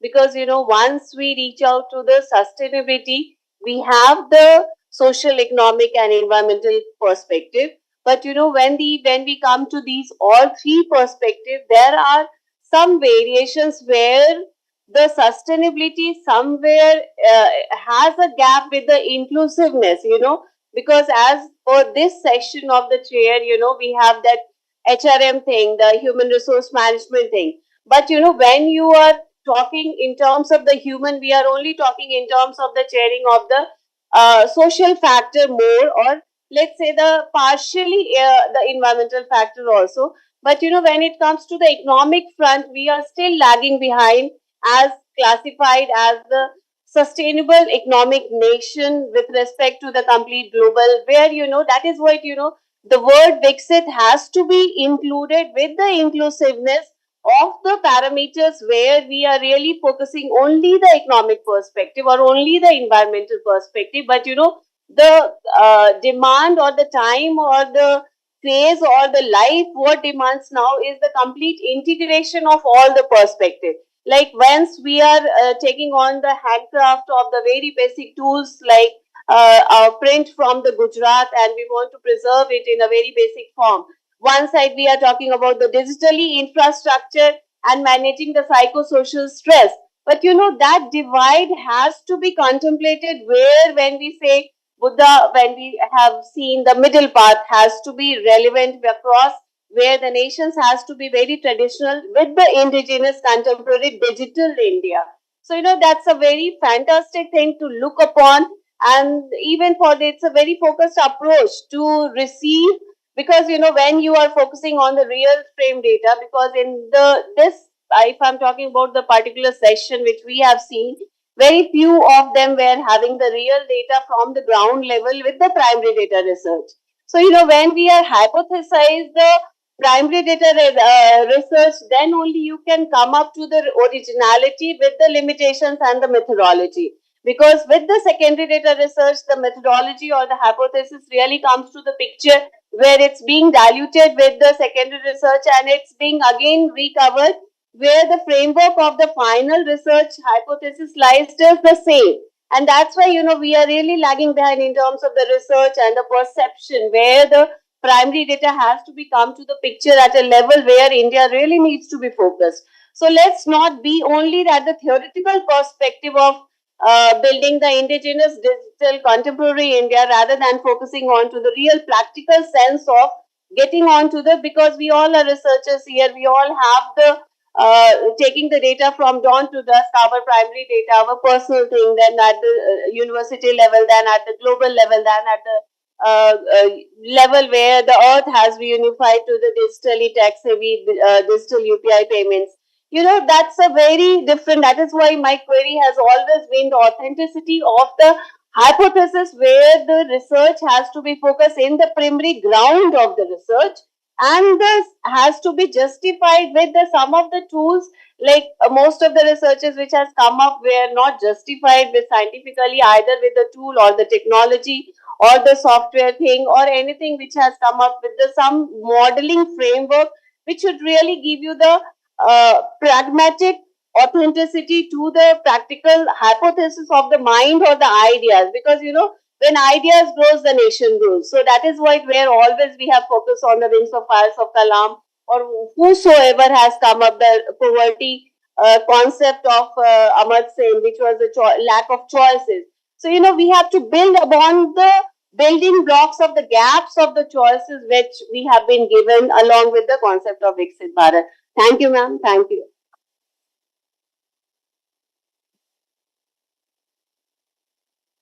Thank you, ma'am, for your valuable insights. It's my honor and privilege to close out the vote of thanks on this esteemed occasion. First and foremost, I would like to extend my heartfelt gratitude to our founder president, Dr. Ashok Chauhan, our chancellor, Dr. Atul Chauhan, and our vice chancellor, Dr. Balwinder Shukla, for their visionary leadership and unwavering support in organizing this conference. Their commitment to the academic excellence and innovation has been instrumental in making this event possible. A special note of thanks goes to Dr. Neeru Sedana, our session in charge, Dr. Kavita Indakurkar, Head of Amity School of Economics, for their invaluable guidance and continuous encouragement throughout this journey. Furthermore, I would like to extend my sincere thanks to our esteemed session in chair, Dr. Smita and Dr. Kanika, for gracing this event and sharing their expert insights despite the demanding schedules. Their presence has been added an immense value to our discussion today. As a token of appreciation, I would like to invite Dr. Neeru ma'am to facilitate them with a memento symbolizing our gratitude for their valuable contribution.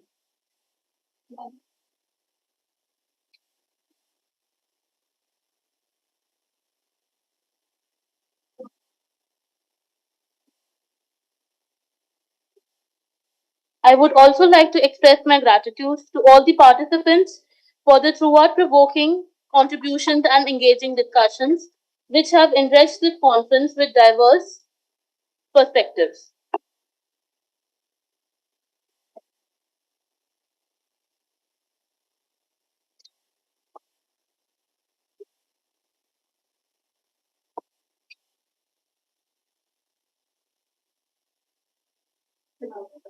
Thank you, ma'am. Largely a A huge thank you to the IT and the organization team who has worked hard for the seamless coordination, ensured the event is successful. I am confident that we all walk today with a wealth of knowledge and new insights. We all have witnessed remarkable research, meaningful discussions, invaluable learning today. Once again, thank you all for your support, dedication, and cooperation in making this conference a great success. Thank you, everyone.